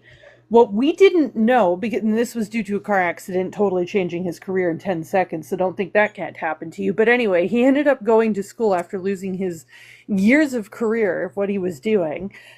And he got out of school and then he started applying for jobs. And you would think that because the trucking industry is hurting so bad for people to do the things to deliver all these loads to places, that you would have got hired right away. You know what we ended up finding out? If you haven't already previously worked for a trucking company and actually got road-on-road hours experience, they won't hire you. No, It absolutely. blew our minds. I wouldn't want you to be hired. So, Right? guys, And he's a I'm good driver, too. I'm going to chime in here because one thing I do want to point out, and this is where we need to use nuance and almost kind of give a bit more context here. Now, I've said that immigration is not the problem, and it's not. I'm going to bridge the gap here, okay? And I'm going to use Ontario on the provincial level of government as well as corporations in Ontario to make my point. Now, when it comes to immigration, a lot of people blame the Liberals for immigration numbers.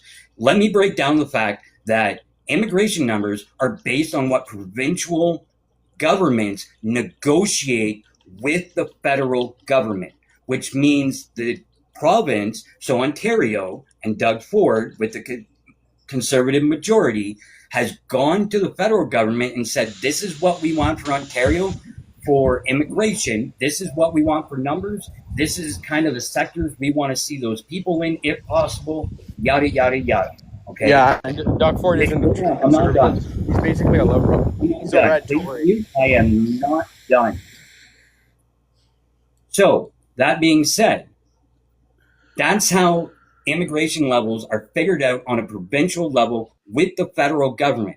Now, with that being said, the Ford government has worked with companies and corporations that have falsely said we cannot find workers to work in our company. So then what the Ford government did is, okay, so we need to factor that in, and we need workers to come in to fill those gaps. And why do the Conservative premiers like to do that? Because it brings workforce in that pays taxes on a work visa that do not get any of the benefits. The Ontario government does not have to pay a damn thing out to those individuals on those work visas. So they collect the taxes, bringing in revenue, but they don't give those people anything. They don't get to benefit from our health care when they're on a work visa. They don't get to benefit from doing their taxes because they're not Canadian citizens, so they don't benefit for paying taxes while they're here on a work visa. Okay, keep that in mind.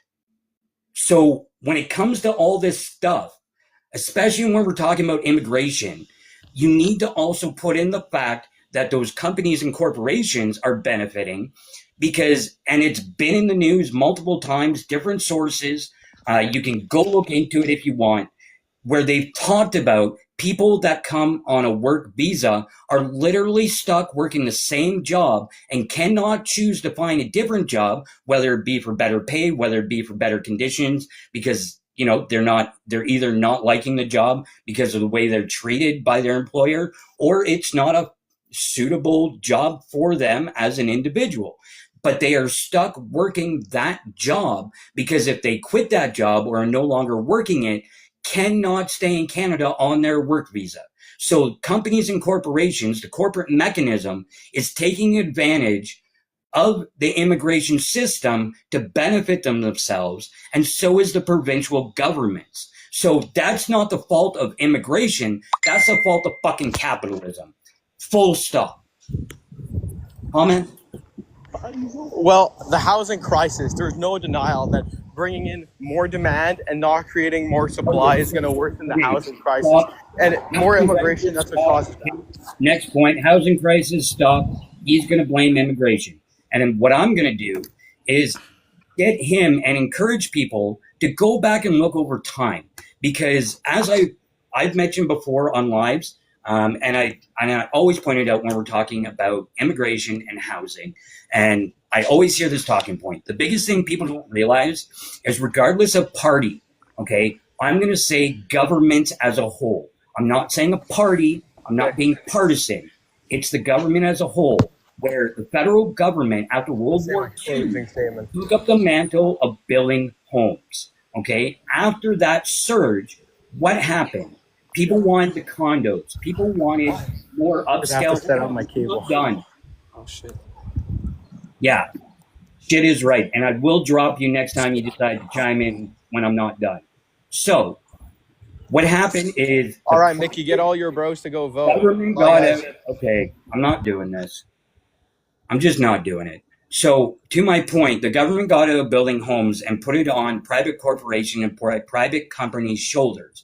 And that's when for-profit housing really boomed, okay? Because the government got out of building affordable, purpose-built housing. That's what we need at this point. We don't need a conservative government to come in and build a bunch of privately fucking built homes I think they should. profit from us, right? Housing is a basic right under international law. So why in the fuck are we doing it with a system that's based on profit and not the humanity of giving everybody a roof over their head? I think they need And to slow down immigration until GDP can catch up with the job market, and okay, produce more so jobs for people who are born in Canada. What's well, wrong with GDP? That it sucks that Mexico has a higher GDP growth than Canada. That Do they? because Okay. of the slow would you GDP, want to there's live in barely Mexico any over being here? jobs. We, Pardon? we are at the top of the list. I'm not saying we're first, I, but we are at the top of the list for the best We have the GDP. worst GDP in the Given the G7. fact, hold no, we on. don't. Given the Yes, we fact, do. Other than and the one other amount country. Holy shit! the What are you pandemic. reading then? Because seriously, just like 2 days ago, I was going over all of that stuff again, and we came out really high up on the list. So what Yeah, are you but Yeah. our fucking growth, I'm reading? focused on GDP growth, not And GDP. growth is, again, we're at the top of the list for growth. Where are you Oh getting your my. damn That's information? not true. That's Hold not on, true. hold on, And, hold and on, where are hold you on a getting your second. information, Mickey? Is it the Magic How old are Kingdom you, telling dude? you that are the numbers? Because I have to tell you, I totally disagree with everything you've I said believe, here. Son, I you're believe, 22 years of age. hey, Please, you you guys can need to correct really me. get some. What? You're Okay, that welcome to answers my correct me, one but I believe question. it's 1.3% Well, you can GDP. believe, but What? again, when people are telling you that it's what the actual information, then stop trying to sit here and tell people that we're Hey, wrong. look at the Because comments. I'm not the unfortunately, only you have a person here who very, thinks it's very bad. negative view on everything. And I hate to tell you, Why? that's part of the friggin' problem with this I'm not the only situation. person who thinks GDP I growth don't is care that bad. you're not the only friggin' person here, Look at the buddy. Do comments, you dude. think that, I'm realizing excuse me, I'm something. not dude, first and foremost. Okay? And Okay, secondly, sorry. again, I'm speaking. You just chill there for a minute, bud. The fact being is that we are very inaccurate in telling you that the issue of greed is where the problem is.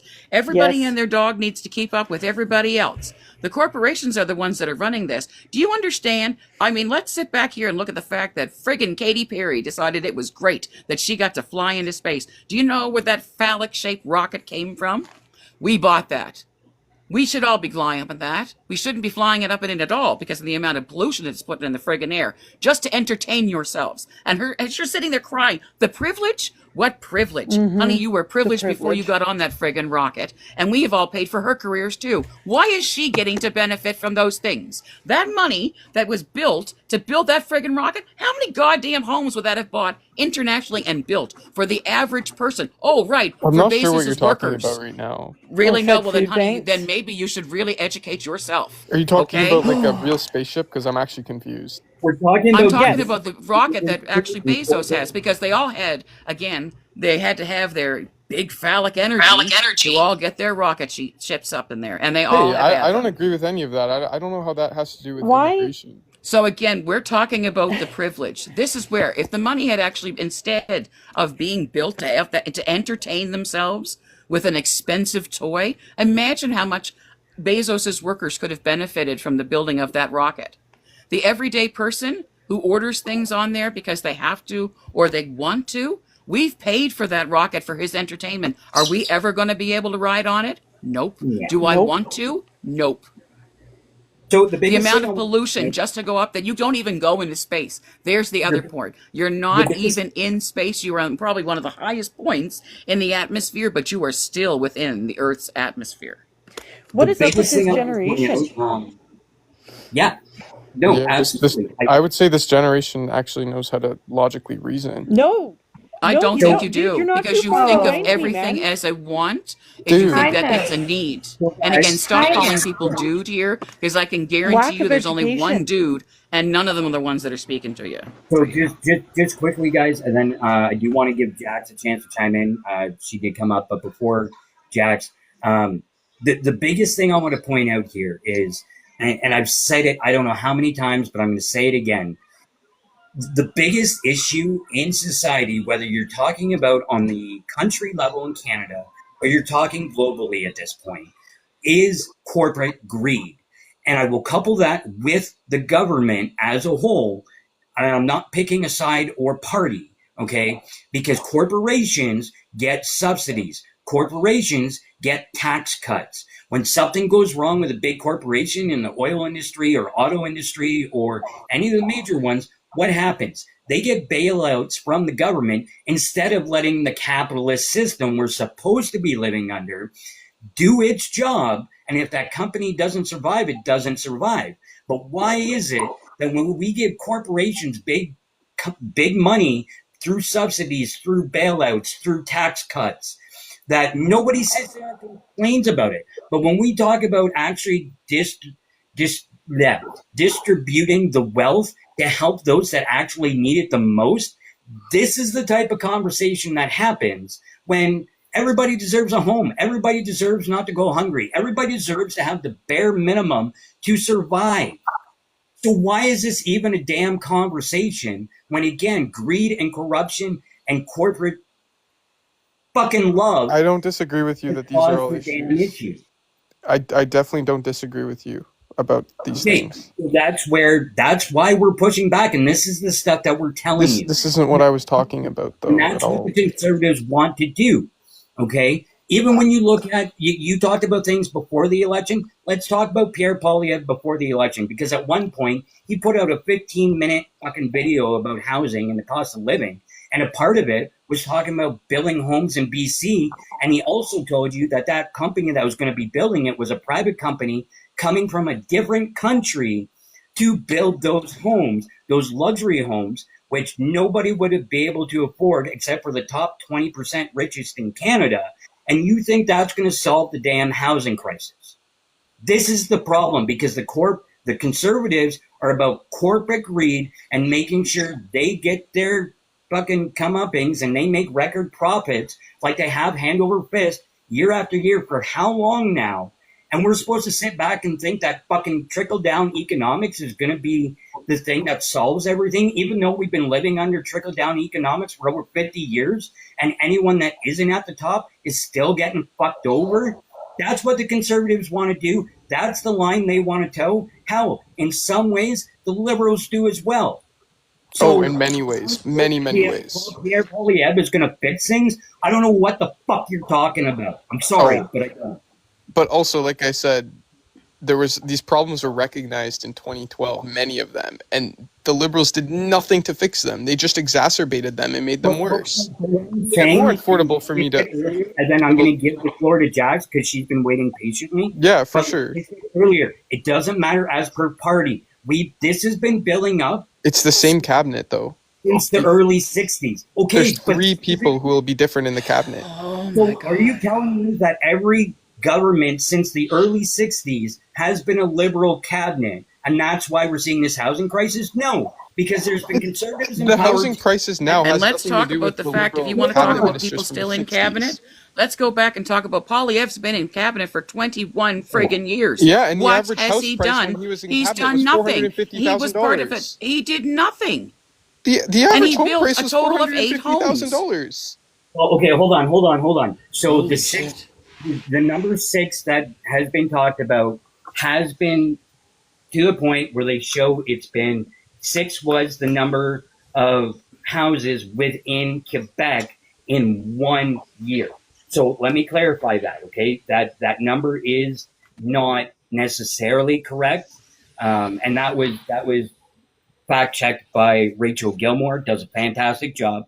So, but the fact is Pierre Poilievre doesn't have any houses as being in charge of housing on the federal government under Harper. He does not actually have any housing to his name. The amount of housing that he talks about is just housing, affordable housing, or housing that was built while he was in cabinet. He didn't do a damn thing to make it happen. He just happened to be in that seat while it took place.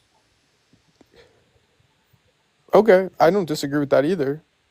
But still, the price of housing has doubled. My last point here, and I do have to switch up with the misses. Sure. But my last point on this, and I'm sorry, Jax, I know you're sitting there. I'm going to allow you to speak quick too beforehand. I really apologize.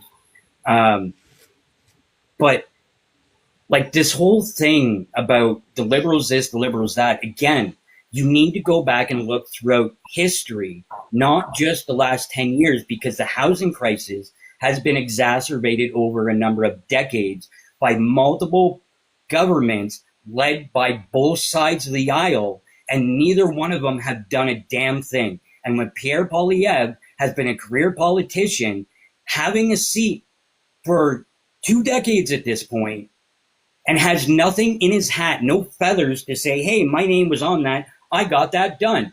How in the fuck is he going to help you now? Just like every other Liberal prime He hasn't done a cabinet damn minister. thing in 20 years. The only thing the cabinet ministers of the Liberal Party have done is deliver a $60 billion deficit. They've basically done nothing except make problems worse.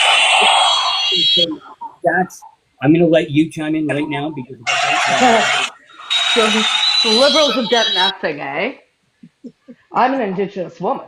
I'm going to tell you, Liberals have done a hell of a lot more since Trudeau's been in power than anyone has done during my lifetime, and I've got 20 plus years on that. You know, we in clean drinking water, 80% of the reserves now have our off-boiled water advisories. Child tax has gone up to lift more than 50% of children that were living in poverty out of poverty. You know, it's not a perfect system, but to blame immigrants and to blame people in poverty for everyone's problems is ridiculous. It is policies. It is the government making these decisions. And the only way to change it is to actually know what your candidate stands for, know what they're going to fight for, and hold them accountable. Yep. Just quickly, guys, I do want to just quickly, the missus, thank you for coming. There has been a change in circumstances at this point. I'm in landscaping, and because of weather, I will not be working now. The weather changed, yada, yada, yada. I appreciate you being here. If you're good with still kicking around, I would love to have you be a part of the conversation, of course. I'd love to hear. It sounds really great. I'm only just, tapped in the last few minutes, but woo! Is there some conversation going on here? So I'm here for it, absolutely. And it's Mickey, I think, who's sort of the guest that's presenting for the conservative side. I hope to hear a lot of policy. I really want to hear the policy that is driving you, the one that most affects your life. Could I ask that question? What policy is Poilievre putting down that you currently are having a problem that's going to be fixed because of his policy? I want to, right now, the housing, I would say, but there's probably a few more that come in mind. So you're in the bracket that you can buy a house over $1 million? It doesn't have to be over $1 million. It can be under 1.3. Certainly, there'll be a variety. In order to get the tax break he's promoting in his housing plan, the house has to, I believe, the minimum is $1 million to reach tax bracket break. So That's not true. It can be under 1.3. Yes, but you're not getting the same tax break if it's under that. And that's the biggest thing. Thank you. Yeah, So but that's the same with Carney's plan. Under 1 million, it'll still be a lower GST amount for the lower the house. No, it's not. It's not the same. It's a first-time buyer. Sorry, what was the last thing? The amount of GST you save is lower with a cheaper home. That's just how it works. Yeah, but somebody that's buying a home at $1.3 million that has the money to put a 10% down payment on that, which would be what, $130,000. $130,000. $130,000. Do you think that they need a GST break on buying a home? Are you talking about like developers and landlords? No, I'm talking about somebody buying a home. You're saying you're cutting the GST. The Conservatives would cut the GST on home buyers of up to $1.3 million, correct? So if that's the case, you need $130,000 down payment to buy that $1.3 million home, which again, do you think somebody that can put down $130,000 on a home needs a tax break? 100%. 100%. Why? Because number one, like you're trying to tell me if somebody can put a down payment for $130,000 on a home, they shouldn't be eligible for a tax break. No, No, that's not. what I'm getting at is that the people that need it the most are the ones that are getting the least. And that's what the missus was saying was if you're buying a cheaper home, you're going to get less of a tax break when the people that make less should be getting a better break because they're the ones that need it the most, right? If somebody's buying a home worth, say, $100,000, means they really don't have much to spend on a home in the first place, and they're probably more than likely strapping themselves and making it so they're going to miss out on either a meal here or there or some sort of basic necessity they need for their everyday life.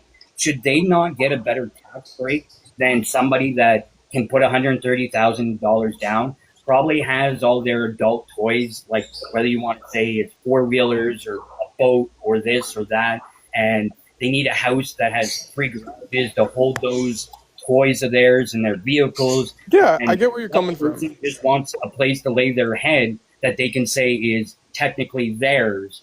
I get and- where you're coming from, but you know what? I got Like an I said example before, on this.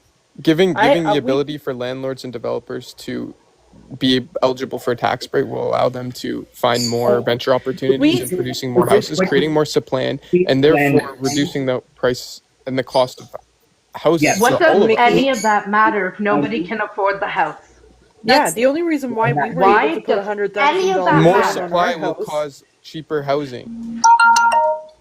Okay, That's but not code. If more supply, Yes, it is. That's basically So for let's go back, economics. Mickey. Now we have a bunch of development that's happened here in Halifax that brought a bunch of apartment buildings. So the rent in Halifax at this stage in the game for a 1-bedroom, actually we'll go for 3 bedrooms. We'll say a family now. We're going in for a family. A 1-bedroom or 3-bedroom at this stage in the game is close to $3,500. That's in Halifax. That's not including anything like includes your water, although you might have a water meter on there, so you may have to pay a separate bill for your hot water. And they all have their own heat pumps now, which again means you're paying for your central air and you're also going to be paying for your power. So there's your living.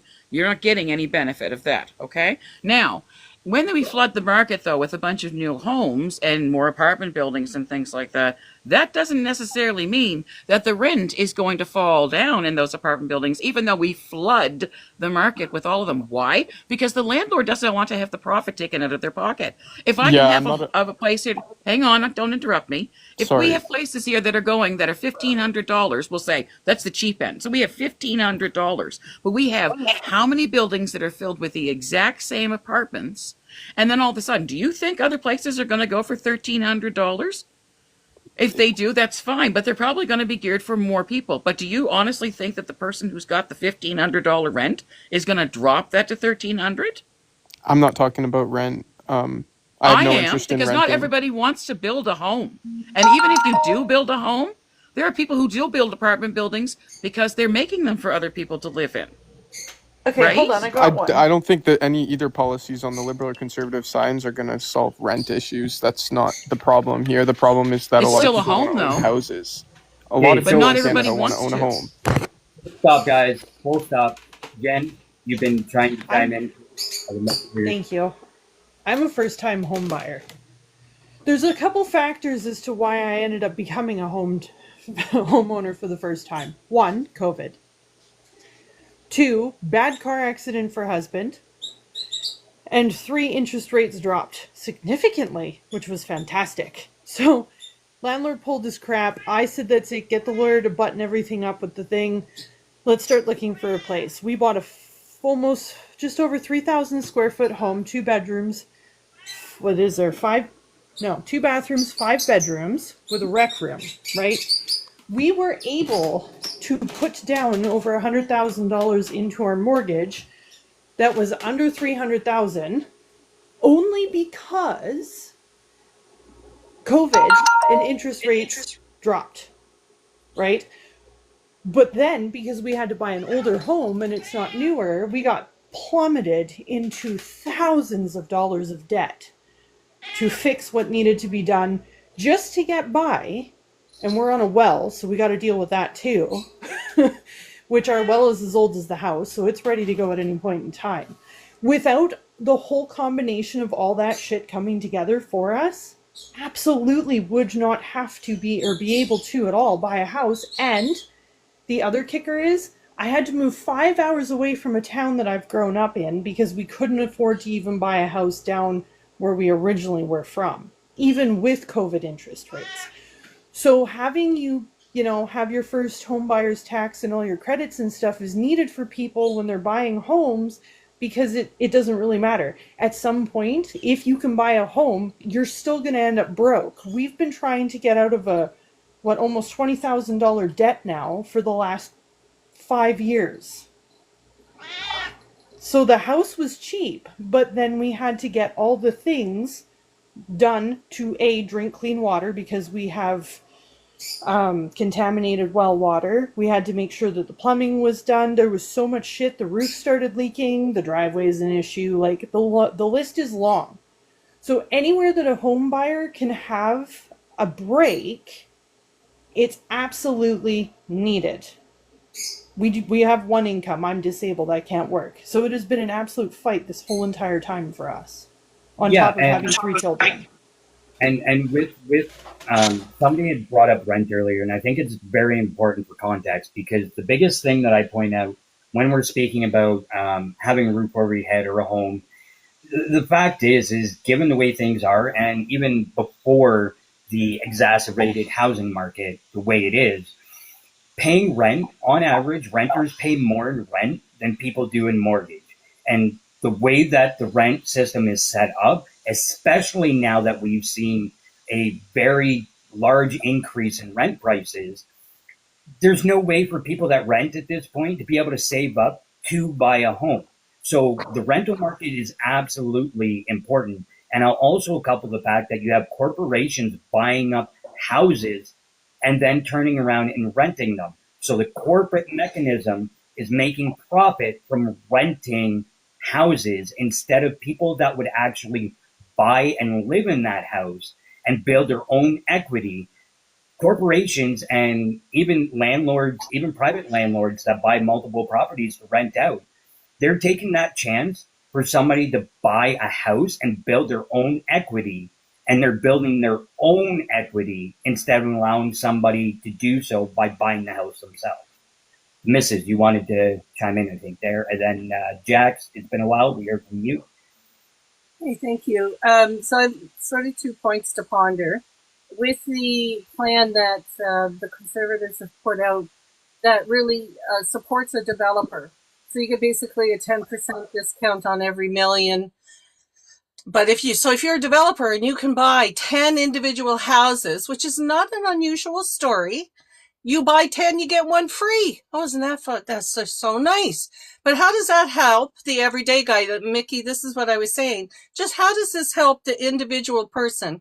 And when we think of the homeless problem in Canada, we're not thinking of people who can afford $1 million houses. We're thinking of the tent cities. We're thinking of the people who are working minimum wage and struggling to pay that $3,500 rental in Halifax, right? So how does that plan? There's no conversation about subsidized housing, which is what the government is going to be doing under the Mark Carney plan. So for me, if you want a fast change to support the homeless situation in Canada, it is not through focusing on developers, because they already hold the power, and we've seen that they are greedy. Yeah, And they I agree with that. I agree that that plan may make these developers and landlords a lot more wealthy. But like I said before, it will also drive up supply significantly, which could significantly also reduce the average price of a home. There's not a supply shortage of housing in Canada. There is a supply shortage. What else could you use to explain the extreme prices? The supply shortage. When the federal government got out of subsidized housing, it sold 800,000 units. That's a large number of subsidized units. Those exist now in a for-profit developer's lap. And we need to get that level of housing rebuilt in order to, and that was from 10 years ago, okay? So we still have catch up, because the Liberals did not get on this the day that they got elected. There was an 800,000 house shortage when Trudeau got elected. he didn't work on it quick enough, and that's why we're in the conversations we're having today. But that, Just anyway. just for a Yeah. bit more context, and Jax, I'll have you chime in, and we'll kind of go down the list again. But just for context, and the missus, I believe you were around. It was my first time being on Beaver Politics as a guest that I had brought up the fact that roughly 33% of Canadians own over 80% of the housing market. Okay, so with that being said, how many people own multiple homes when they're individuals or families that don't even have one?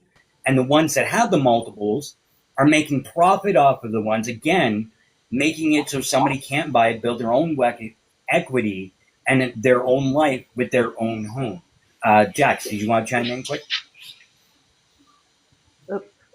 So you say that there is a lack of supply, but we know for a matter of fact that condos are sitting empty in Toronto because landlords can't rent them out for the price that they want for it.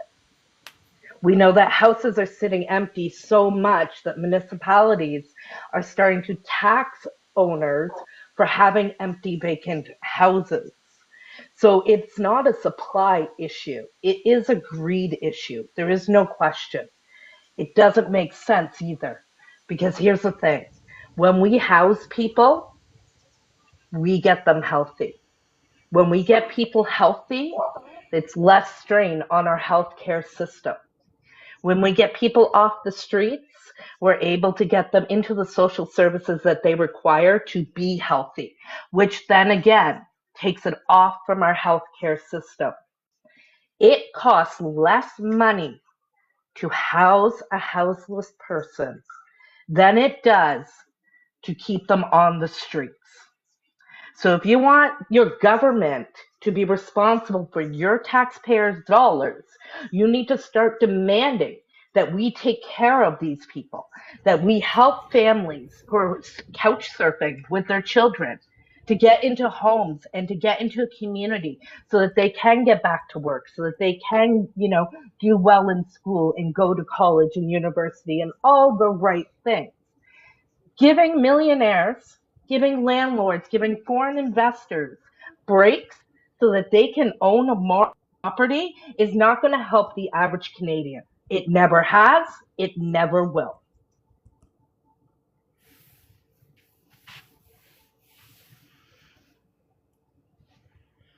I would just like to point out the simple fact that in, again, Nova Scotia, we had builds that were supposed to have in each building was supposed to have affordable homes. And we're talking for those people who, who do not make the big bucks that everybody else does.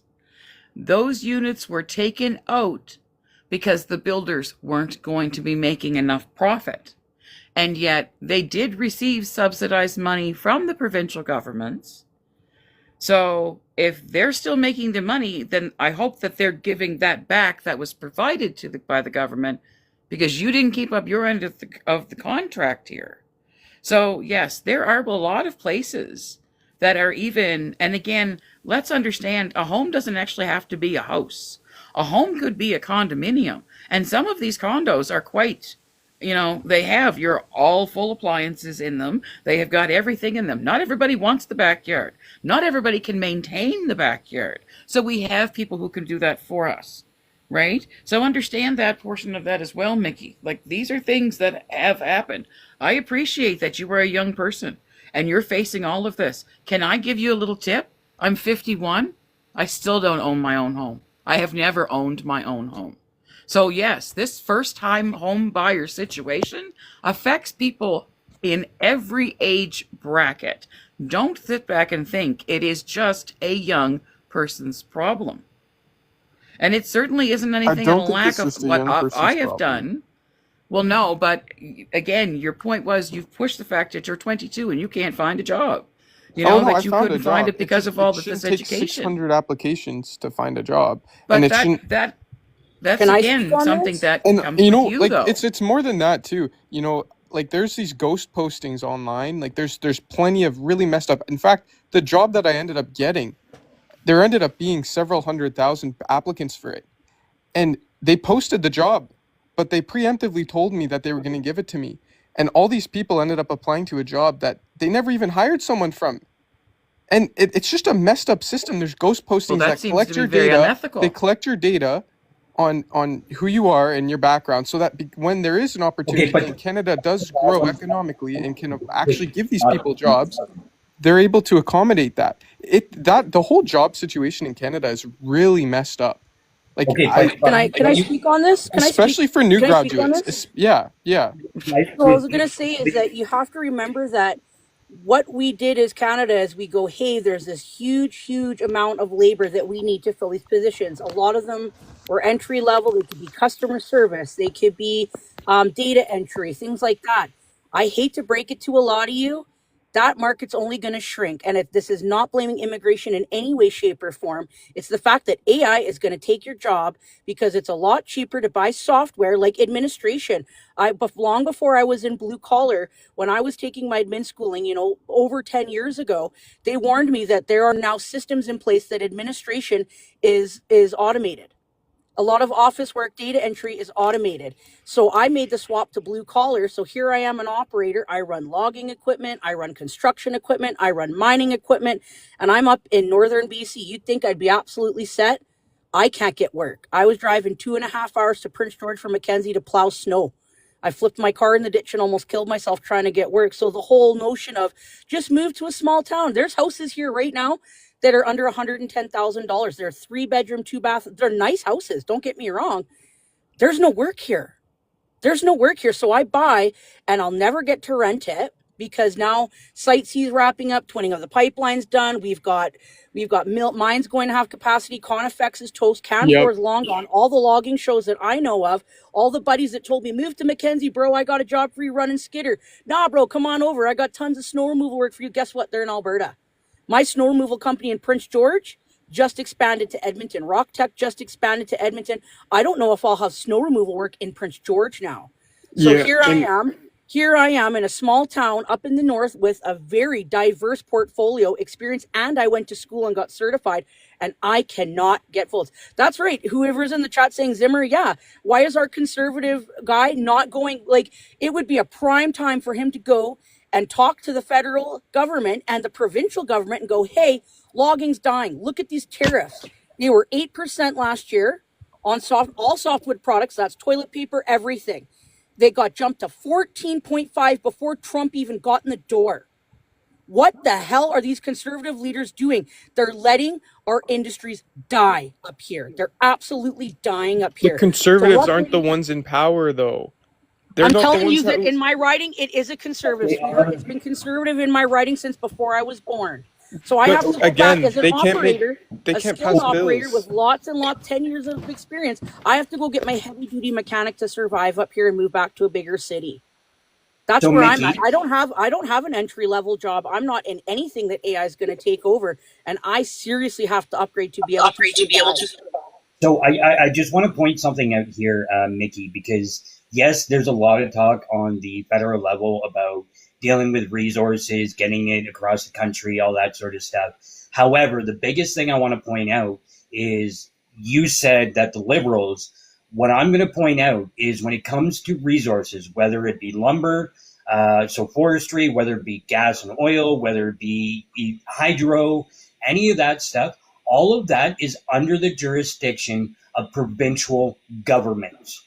So the biggest thing you need to look at when we're talking about resources is you need to look at who's in charge provincially and how they run things with the resources. And the biggest example I'll give to bolster my point is Alberta with the oil sector. Okay, because what happens in the oil sector, the oil companies do not properly do cleanup after they're done their process.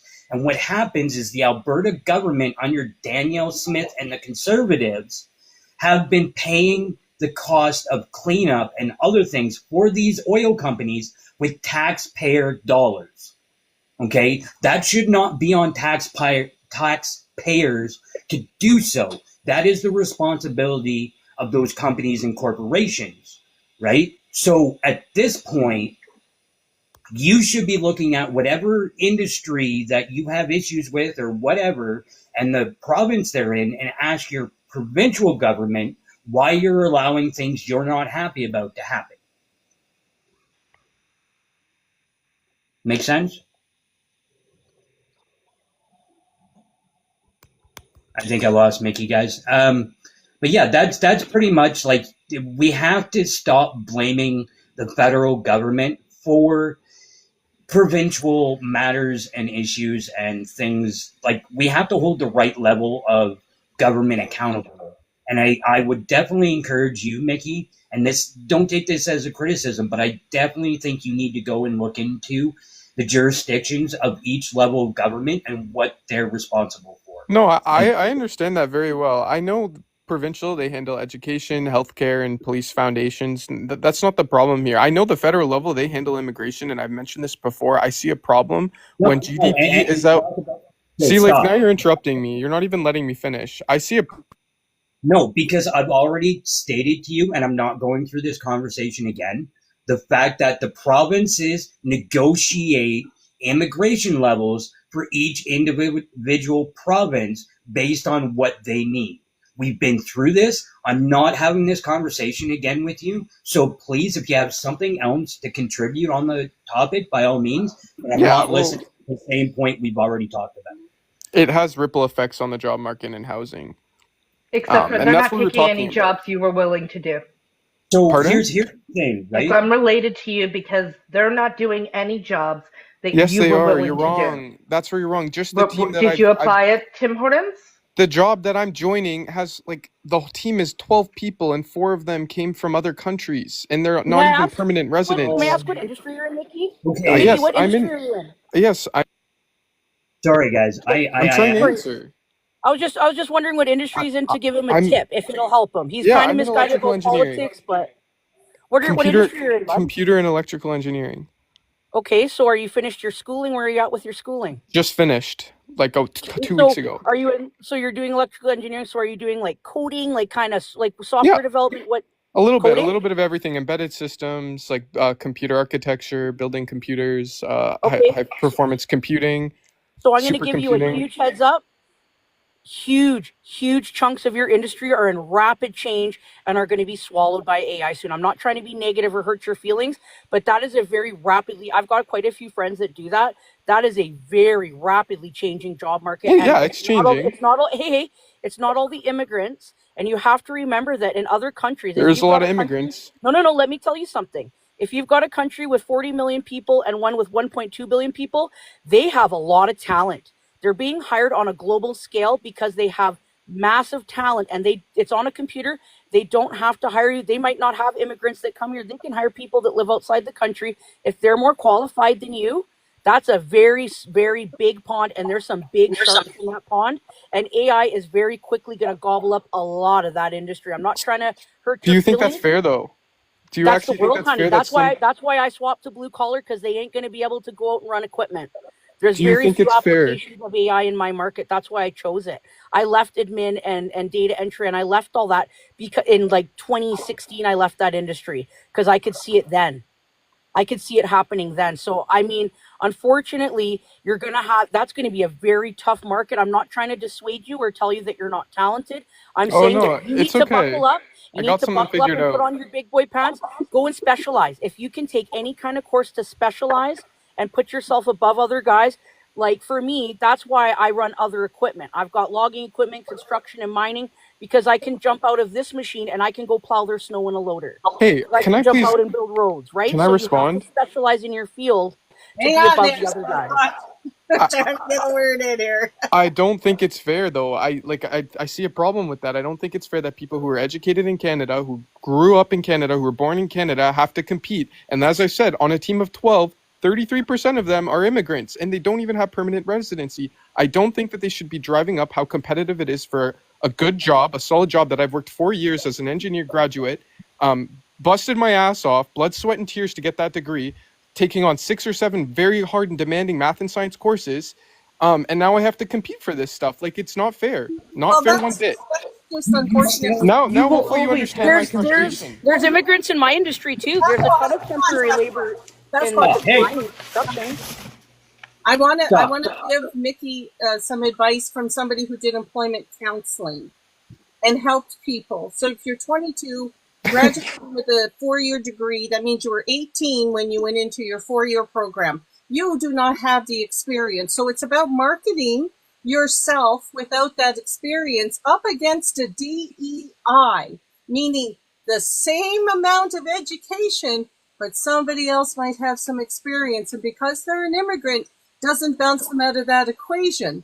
But I think if you did some more labor market research, and employment counseling is available for free in almost every single province, and you can go in and you can do labor market research. They will help guide you to understand where the jobs are within the industry you have. And I know that you've tried, and I'm not going to Corporate companies, they pay these people so much less money. know people with your same, as because I'm an employment counselor, I also know people who are getting employed with your same level of education. So there's something on your personal story or the story that's become a barrier. So don't blanket the whole thing and blame. I'm not blaming anything here. I just, like I said, I don't think it's very fair. Like I said, You want to sit here and tell us that you're not blaming anything, but then turn around and say it's unfair because you're no, blaming I'm saying that I think GDP needs to catch up, and I think if we're, I buddy. welcome immigration. I think it's great for our country. But I think like we need to grow more, and we need to have more jobs available You for will everybody. always have competition no matter what you do. Dude, I know you're telling somebody who has done nothing but compete with other people my entire life. I came through a. Okay, so before anyone else jumps in, I would like to point out the fact if you go and look at immigration numbers in Canada over the last decade, they have actually gone down in comparison year after year, and there was a bit of a spike, but we're still not back up to the level that we were a decade ago. Okay, so please keep that in mind, because at this point, like, immigration isn't out of control. And I'm sorry, I'm done with the scapegoat of hearing about immigration being the problem. We've broken it down, and we've told you the facts, and we've given you the information. If you choose to still push back with saying that immigration is the problem, we can no longer have a conversation. Okay, yeah. Like I said, they're paying these people significantly less than they'd be paying a domestic educated Hold on, student though. like myself. That's And I also know that. corporate That's a greed fact. to me.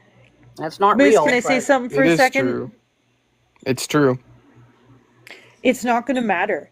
Take immigration out of it, you're still going to have competition. So what are you going to bitch about next when it's Canadians that are So, coming after your guys, jobs just- because they're more qualified? You will always have a reason to complain. Down.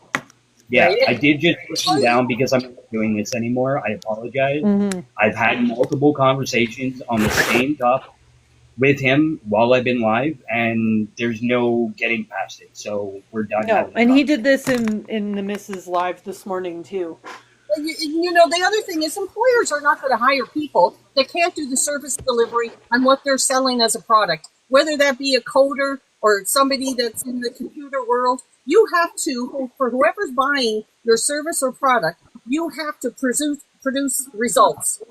Right? So there's nobody with less education doing a shitty job getting better money than you because you just got out of school. Go and look at the fact that you don't have experience and you probably haven't done any labor market research, which is a big problem when people choose to invest $40,000 to $60,000 of their money, 4 years of their time, to find out there's no fucking job market at the end, and then they want to blame fucking immigrants instead of not doing their own research and taking a little bit of an internal dive on that. I'll just end on that happy note. Mic drop. She's 100% right. She's 100% right. Major mic People drop. go into school and they're not aware that you're going into a very, very competitive field. I know so many people that want to be software engineers, and they got halfway through school. Some of them left and went, whoa. They're looking at friends that are already done and go, I don't think I can make it. And they switched, and you know what? Good for them, because they're not crying like him and blaming someone else. They go, this isn't the right market for me. So that's Most on of the him. ones I know that have done it usually end up going private and just work out of their own basements, and that's how they make a living. And some of them who have done a good job are loaded with money. That's good. Because they knew that it was competitive. So why would they try to get in there and fight with 30 other people when they could just do it out of their home? And they did You it their know? way, and they did market research, and you're right, and they did it in an intelligent and planned out, thought out way, and that's how you have to do it, right? Yep. So just quickly at this point, guys, I want to say a random thought process in my mind, and then Jax hasn't spoken in a while, so I want to give Jax the opportunity, and then Salish just joined, so after Jax, we'll have Salish. But one thing that came to mind, and I'm not criticizing our guest that was up, it just made me think of it. But all I could think of while we were having a conversation is South Park. I know he's probably not old enough to remember. They took her jobs. Oh my God, literally. Yeah, and it's sad how that was a parody that long ago, and people still haven't figured out that that's not the issue, guys. It's a very easy thing to cling to. It's easy to, pick up a turd and squeeze it, but guess what? You still got to turn around, drop it, and get something better. I feel bad for the kid because he's going to have a very hard swim uphill in that industry. I feel for the kid. He's 22. He's even younger than I feel bad for him. But if he can drop that rhetoric and start to take a real look at his responsibility in that market, he can go somewhere. He can probably do good. Sorry, I have to cut in. The AI, I love this. The AI decided to say Civics 101 Immigration Edition. Guys, we are teaching the civics the shit. Go! That's nice. Yes. Yeah. So, Excellent. yeah, sorry, Jax, by all means, I want to open the floor to you, and then afterwards, Salish. I got nothing to say right now because kids were bugging me. I missed like the last 5 minutes. I'm so sorry. No, that's okay. I just wanted to make sure, just because you've been a while before since we heard from you. So, Salish, did you want to chime in at this point?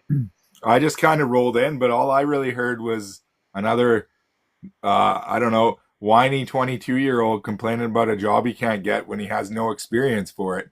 Go out and get experience and you'll get a job. All I wanted to say to him is, dude, you need to gain experience. You've been in school the entire time. You're just a graduate. You haven't worked in the field whatsoever. And I understand that you need to get a job, but take what you can gain some experience and go from there.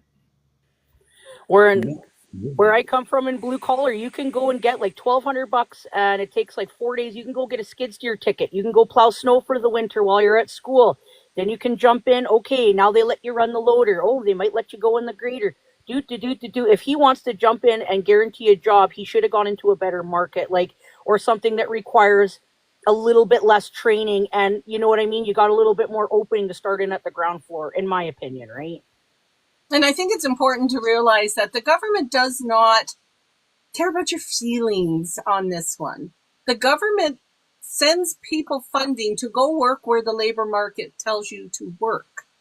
If you're, for instance, and in employment counseling, there's all kinds of funding opportunities if you don't have certification. But what if you came to the table, like for instance, in a rural area where there's lots of blue collar jobs, there was, people are Red Seal to be volcanists. Does anybody know what a volcanist is? A tire person. That's the official name for working with tires. Yep, And I plow the tire yard in the BCR site. I plow that yard, man. That snow is so stinky. You can work in a Red Seal. There's that much to learn about that particular product and industry.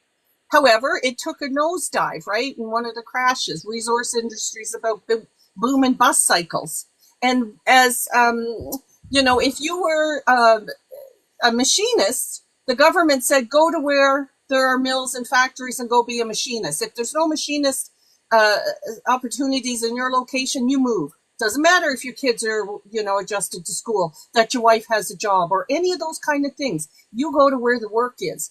But you can be successfully negotiate to get retrained even when you have a Red Seal or other certification if you can prove the industry has died. But that's what it's going to take in order to get that government funding. And I think a lot of especially conservative people, when they first come in touch with a system and they realize the austerity within that system, it's quite shocking for them. And they often have the biggest sort of delusions about what a social program is and think it's all these wonderful things, right? The immigrants get $3,500 a month just for arriving here in Canada. You know, like the misinformation and purposeful disinformation out there sets people up for a fall on, where to point the finger at. And it really doesn't matter. This young fellow that was up here invested 4 years of his life, and he is not getting what he thought. And he wasn't born with information about our system, right? And here he is stuck. But he's got a political leader that's willing to grab onto his angst and direct it at immigrants, because he wasn't born with that information either. Yeah, and just quick, I want to add, Frontline Feminist in the comments not too long ago, if you scroll up, had said, I thought the Conservative Party was pull yourself up by your bootstraps. So in terms of saying that, I would like to, give it to our guests that we had in terms of, hey, if you're going to vote Conservative, you better pull yourself up by your bootstraps, quit complaining, and get it done, son. Welcome to being an adult. Too, is if we're talking about the trades, a lot of the times, if you are a young guy, especially his age, I'll tell you as a 35-year-old woman and other guys my age trying to break in, when you're 22, the world is your oyster in the trades. Guys will throw you in. Like one of my exes, he could cut down trees in his yard. An arborist took him on. He had his own truck. He was doing his own contracts. The guy was 26 and he'd worked at like a gas station and superstore before that. And if you're a young guy, they will check you on attitude. If you show up, if you listen and you're willing to learn, you get in, you might get an apprenticeship to pay for your schooling. And you will leave that schooling with years of experience. You will have a good reference. If you're a young guy like my buddy, his family had a logging show. So you know what? He would wash trucks and change tires. He would plow the snow in the yard. And you know what? They got him in logging equipment. And then you can go and get your class 1. You can go be a heavy duty mechanic. If you get in there like a dirty shirt and you go and you bug him, one kid on my crew, he was using a snow shovel. He was just shoveling with a snow shovel on sidewalks. The kid had the best attitude. Within 3 shifts last winter, they had that kid in one of the biggest loaders. He was in a bigger loader than me. You know why? He had the best attitude. And now he's got loader operator on his resume and a fantastic reference, all because he showed up after school. He's a high schooler and he would go and plow sidewalks at night. And that's in the trades. If you want to get in and guarantee it, just jump in, go do something. You can start in a mill. You can start in a mill. You can start anywhere. Snow removal is another great place to start. And if you have a little bit of experience in a small place you can get in, or you go to a big show and you are sweeping the floor, you're washing trucks, you know what? They might pay for your class 1 in a year if you stick it out. But you have to have, that guy doesn't have the attitude for it. Unfortunately for him, he ain't got the attitude for it. He's entitled and he doesn't get the pecking order. He ain't gonna make it. Sorry. He just finished 4 years of schooling. That says something about a person.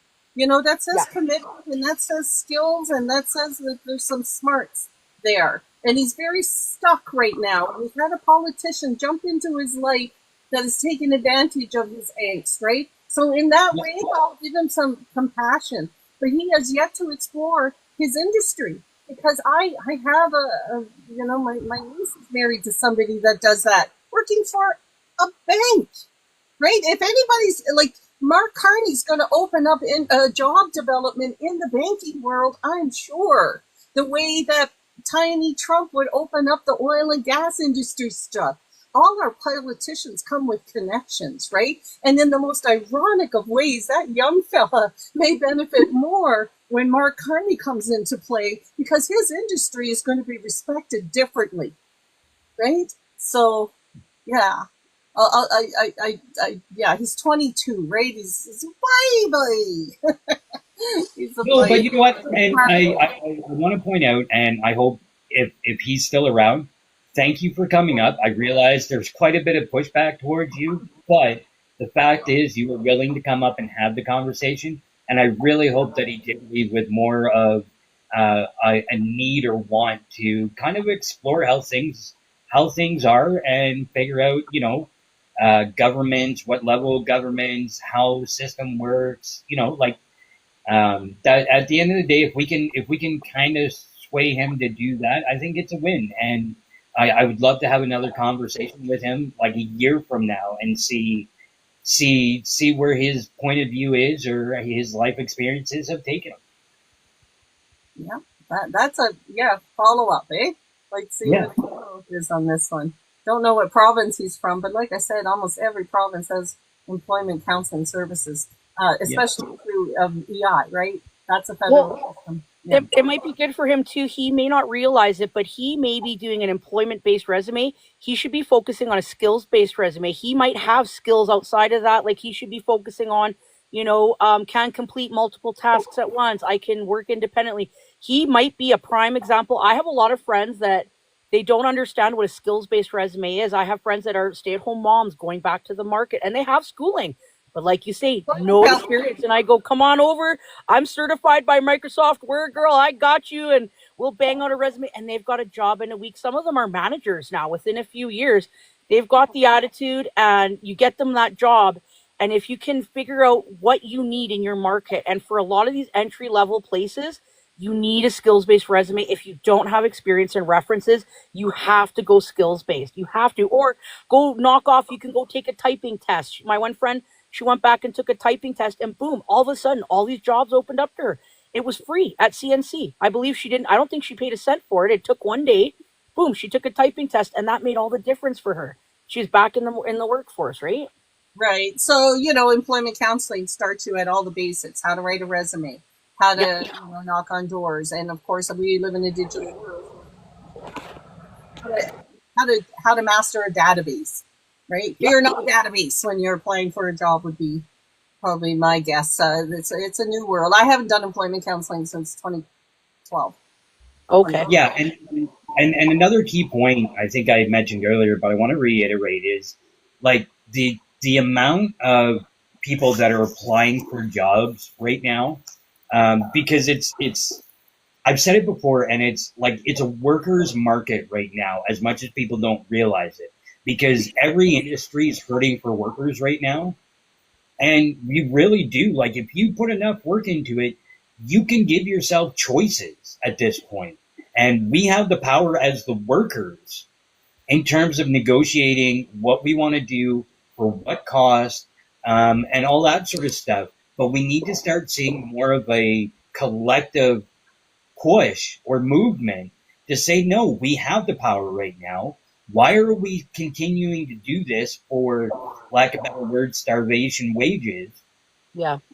Well, And we can get on board with the reality that AI is supposed to enhance human life, meaning make it easier for us so we don't have to do those labor-intensive jobs like standing at a factory building a widget. Yeah. So as we celebrate that, what has to happen is capitalism has to shift and give people a basic universal income so they can support themselves while this transition takes place. Be kind while you shift this capitalist bullshit. Be kind. That's all.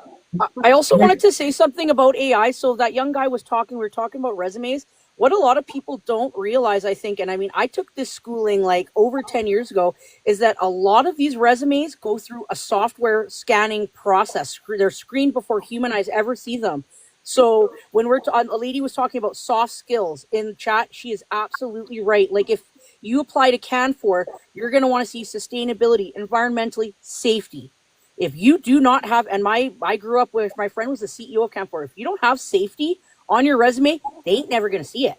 They will never see it. You have to have the certain keywords for the software to even pick you out of the pile so a human eye will ever see you. So a lot of these guys don't have any of this work search training and little things like that, putting in, safety minded and, environmentally conscious. If you put that in your skills in a skills-based resume, I know people with no experience that have gotten on at the mills at Canfor over the years, tons of them. Because you know what I said? Hey, I'm going to tell you right now, put the word environmental and safety in your resume. It will shoot your chances up 10,000%.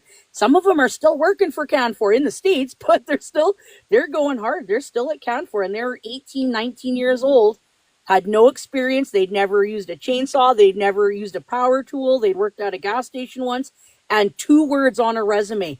Boom. They were in that industry. And that's the thing about AI is that, yes, it can make life easier, but you have to understand how that works. If you work at Canfor and you have 20,000 resumes coming in a month when a couple job postings go up, A human's not looking at all of that.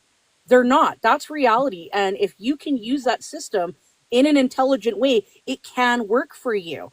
It can work great. When I went to Rock Tech, I put in, I think, work or ethic and works independently. And then they scrolled down and saw logging. Oh, we don't have to babysit you. You're not going to cry about the cold. Boom, on your way. You can use a tidy tank and fuel yourself up. You understand a fuel card. Boom, there you go. And that was my first job out of getting training. I mean, I had operator experience, but nothing with loading or loader or mining or construction or anything in town.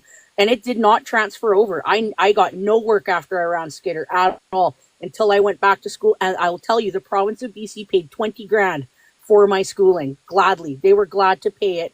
And I've paid that over and back in taxes 100 times, well, not 100 times, but a few times over anyways. And happily, I hope those taxes go back to that training, because there's a lot of money for training for people.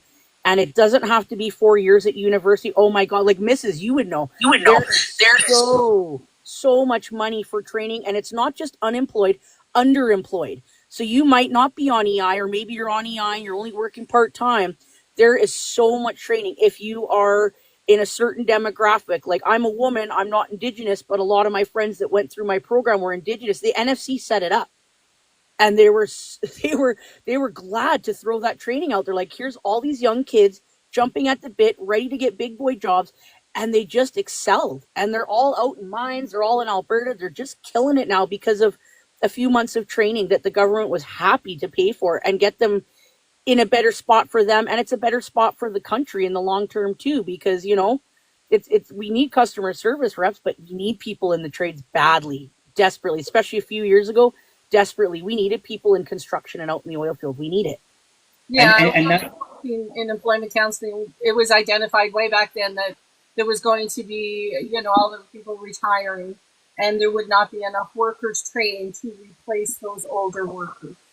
And so there was a movement afoot to try and get older workers to mentor and to try and grasp, you know, hold on to them as long as possible outside of the typical dynamics of when you turn your late 50s and 60s, your body beat up, man. Like, at what point do you get to have a break from the grind? If not after 40, 50 years of commitment to paying into our capitalist system.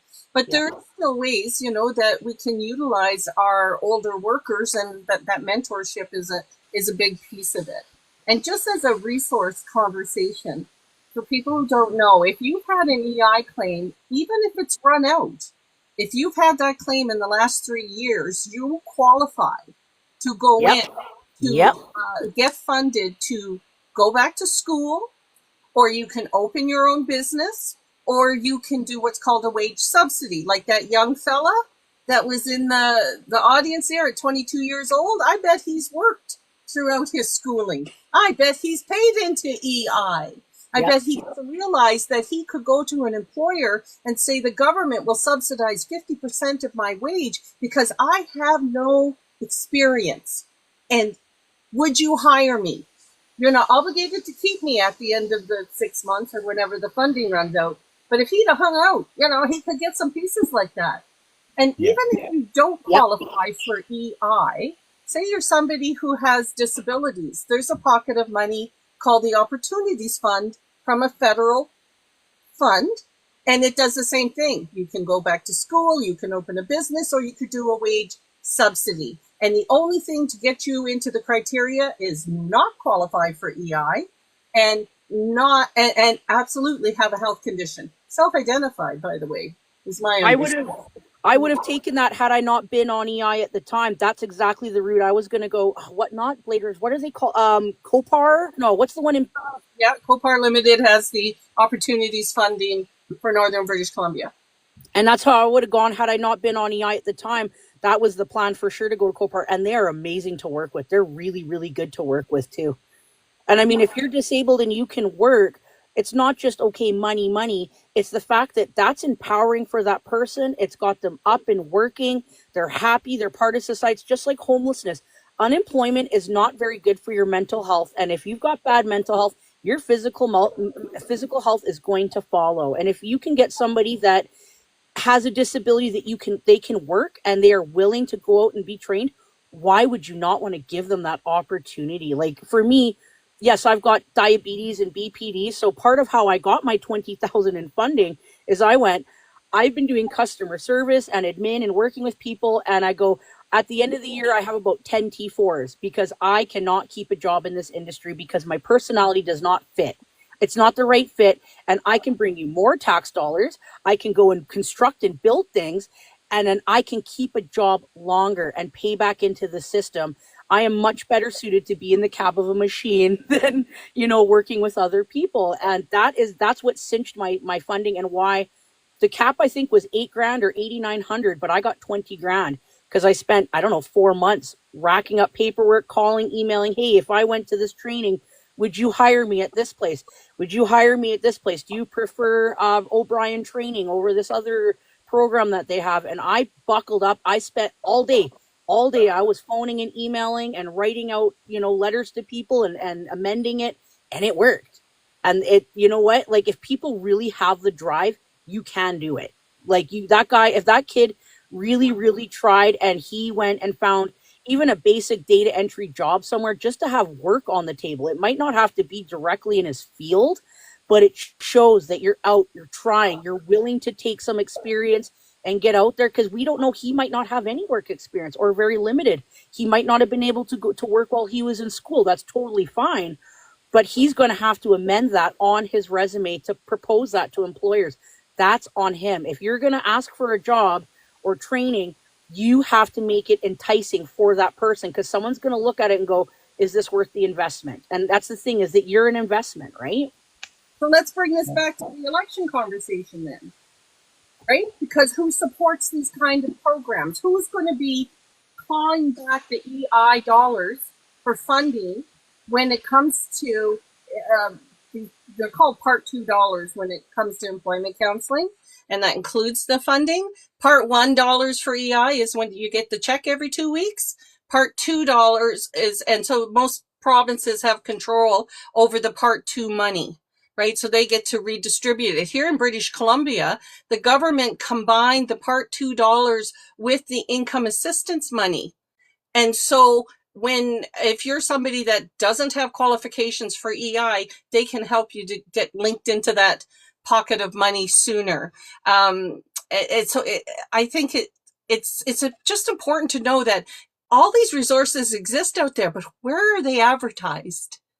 How do you find out that EI has, you can reach your claims over 2 years ago, but you still have rights to access that? Or if you've been pregnant, it goes back 5 years, right? So there's all kinds of interesting accessibility rules that we don't know nothing about, right? And it keeps the access low so that EI is one of the biggest money makers in all of Canada in terms of what money's coming into the government coffers, right? That money they get to play with, right? They get to maneuver the money around on the line items. They're not, we're supposed to have some guidelines around that, but let's face it, that free trade agreement under Brian Mulroney blew the fuck out of all of that. That's how come British Columbia under Gordon Campbell, and there was I believe New Brunswick before British Columbia, successfully sued the federal government. Supreme Court held it up that they had the right to spend the transfer money however they felt like it, that was ultimately their money that was generated from their provinces to begin with, and that once that money came back, the free trade agreement said that you could not interfere with the ability of the provinces to make money back and forth. Well, so this is how at the time in British Columbia, the Olympics were being paid for. And that healthcare dollars, the social service income money, was redirected into the Olympics. And that's where it started, with the demise of the nurses, the education system, and the social service industry here in British Columbia. Little history.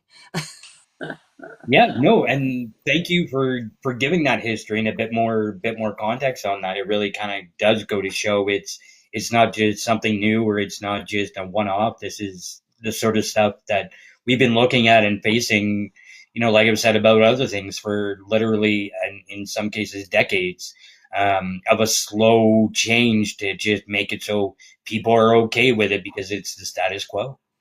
And a lot of people think, oh, you got EI, you're living high on the hog, as if $2,000 a month is somehow great money, right? Like, is that somehow great money to live on? And not everybody got $2,000 a month. That's only if you topped out in your wages would you get that top dollar. And so people sometimes are very surprised at just how much the bottom line really is before the government will step in and help you. No, absolutely. And it can be quite shocking for some people. We had a mill, we had 2 mills burned down in our local area. One, there was some people killed. It was a tragic, tragic story. But suddenly there were men who were 60, who had been at a mill 40 years, being forced into employment counseling. Because you're on EI and you're not allowed to just be on EI. You got to get your butt out there and get another job. Oh, you need to go back to school at 60? So sad. Too bad. You better. So all these people being forced into this funnel, because of the end of their career, this really horrific event happens, and they suddenly become very, very aware of just how bad off you need to be before government support will step in, and how it barely covers, and for most people doesn't cover. Yeah. No, absolutely. And a lot of people that had to go back, if anyone had to go back into training, like a lot of older guys, it's a culture shock for them to understand how regulated and how much training people need to have for all different types of employment now. You can't just jump in on the job site and, oh, put your boots on and come on, bud, and yeah, just work away. It's like, no, like you need to train. Anything you go into, you're gonna have to train. You're gonna at least need, like, you need to have your WHMIS and your food safe to go work at a restaurant. Right? And for a lot of people going back into the job market in their 40s, 50s, 60s that maybe have been out of it or had to trade careers, I think they really, really get an eye-opening of understanding of, like, I had a pretty nasty conversation with an older gentleman up here, and he was trying to tell me what's what. And then I asked him curiously, I go, when did you leave the trade? He's a heavy duty mechanic. It was 2005. I go, you're lecturing me, but you finished your trade before there was even the DPF systems. The electrical components are completely different. He did like 1 year of training. It cost him a couple grand. And I go, I'm going to have to take 5 years of training. Plus I'm going to have my experience on the job. I have to understand all of these electrical components and all your DEF systems. And I go, my training after a year is going to be more than you ever had in your entire life. And I go, I respect your experience, but and then he basically said, it's a boys club, good luck. And I said, good luck to you too, sir. I'll go and pay for your free healthcare and probably die before you will. Have a good day, sir. And I just walked away. I think it's very eye-opening for a lot of these people that on top of the expenses, the training you have to do to be able to start making that good money is astounding. It's astounding. And not just the trades, everything. Even that young guy, 4 years to get into what he's doing. That's a lot of school and a lot of money. And that's the biggest thing. And I just want to point out quick, and then I want to have Jax and Jen chime in before we do the switch up on hosts here.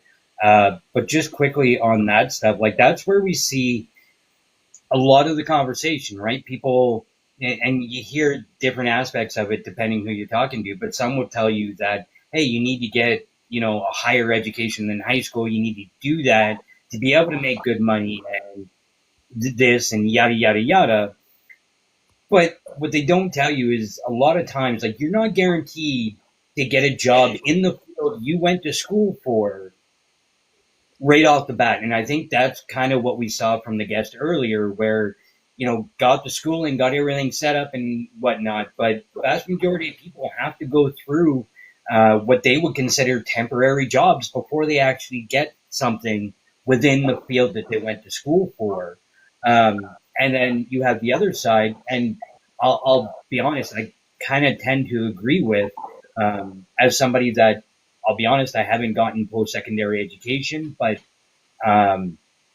we get told that that's the way to go. However, look at the price of going to school. Is it worth it in the end? Especially if you're already in your 30s.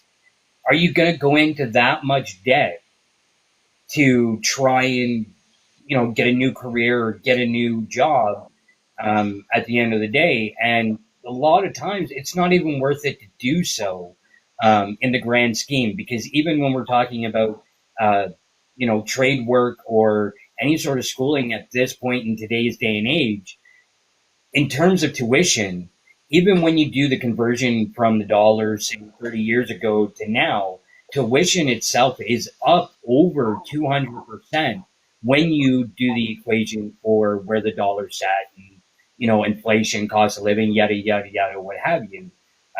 So at that point, yeah, it's great that those courses are still available. But when people that are in those positions say, "Hey, I did it," okay, but you still weren't paying the same amount that we would be today to go and do that same schooling.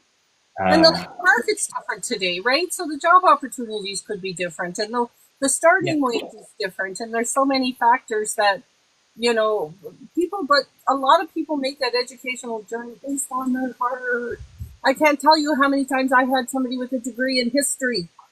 What were you going to do with that?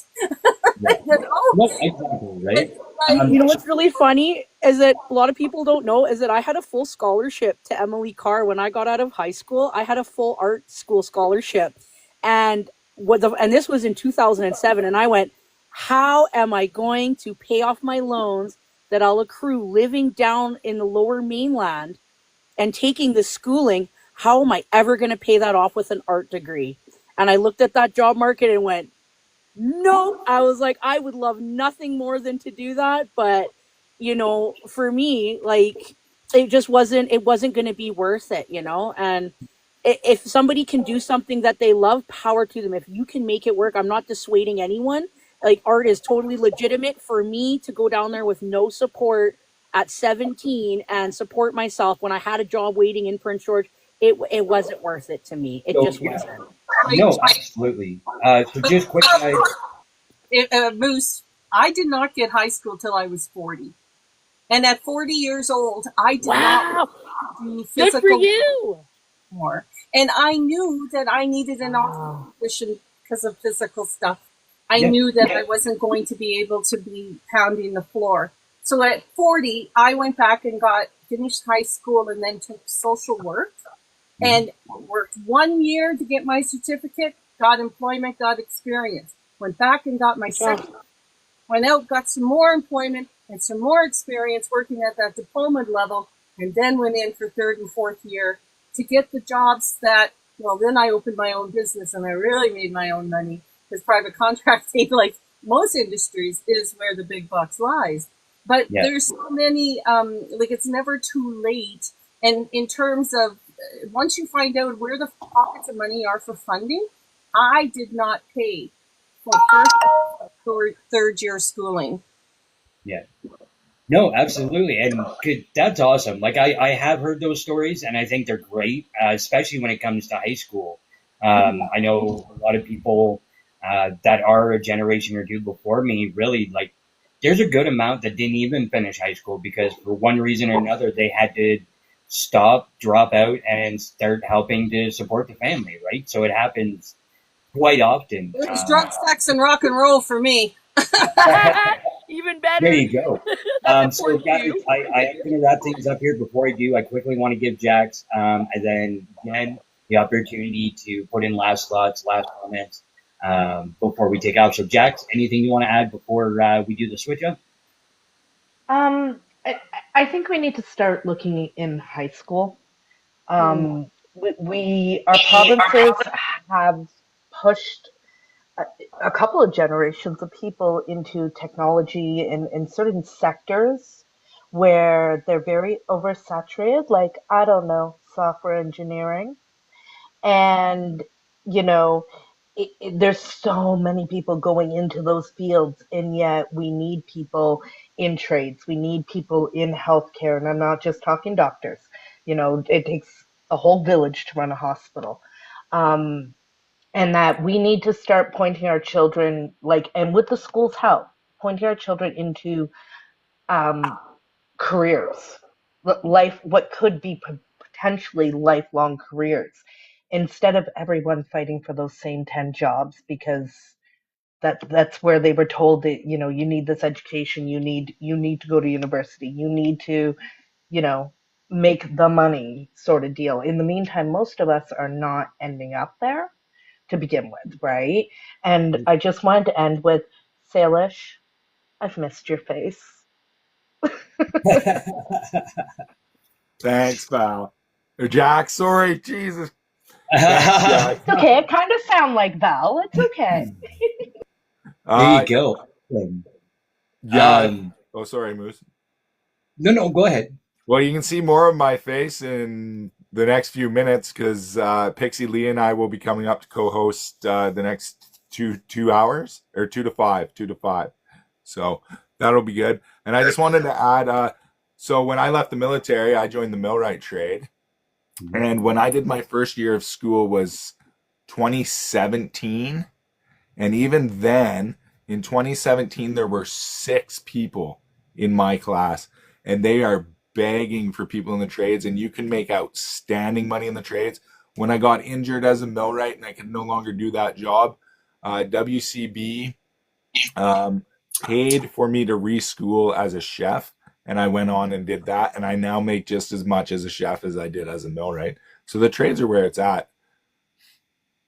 There you go. Awesome. Thank you for that. Absolutely. Jen, any last thoughts or comments before we switch up? Yeah, I was actually sitting here thinking about houseless people and those with criminal records. And they make it really hard for them to obviously get a job after once they're clean and on the right path and everything.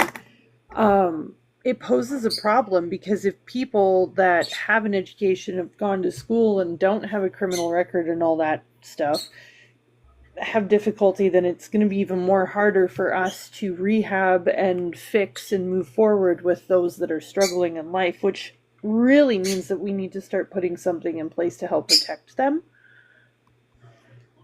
Because, employers are going to judge. So Absolutely. That's a hard one. I was also thinking too, when you touch down on houselessness and drug addiction and stuff, a lot of our small towns like mine, being in northern BC, there isn't a lot of things to keep our kids occupied and entertained, and this goes with adults too. We have open bars and access to, there's so much drunk driving on my road alone in this town. I couldn't even tell you how much booze, empty bottles we see on the side of the road all the time. So I really think that, there's a lot of stuff that we really do need to work on to help future generations have more success and less failure in life. And programs are definitely the way to do it. And not having a massive amount of debt for them too when they go to school. Like, who wants that? Yeah. No, absolutely. No, fantastic. Thank you for those points, and thank you for being part of the conversation. I know it got a little hectic, but we got through it. My life is chaos. I am used to it. There you go, guys. All right, so I'm going to wrap up my time here on the 24-hour live. I will be kicking around later, but I need a bit of a break to go smoke my meds, to be honest. So I will be going to do that. As Salish mentioned, it will be Pixie Lee and Salish up for the next little stint in our 24-hour live, guys. So thank you to everybody that came up and was a part of the conversation on the panel. I really appreciate all of you, the misses, even our pushback conservative voters. I appreciated the conversation. I thought it was fantastic. So thank you if you're still kicking around. And guys, again, remember, I'm going to drop, and in a couple minutes, you'll have Salish and Pixie come up. So make sure you tune back in because we're not done yet. We've got so much more time to cover and info to give you. So until you see me again, stay safe, stay sane, take care of your loved ones, and I'll see you next time, guys. We'll catch you in a couple minutes.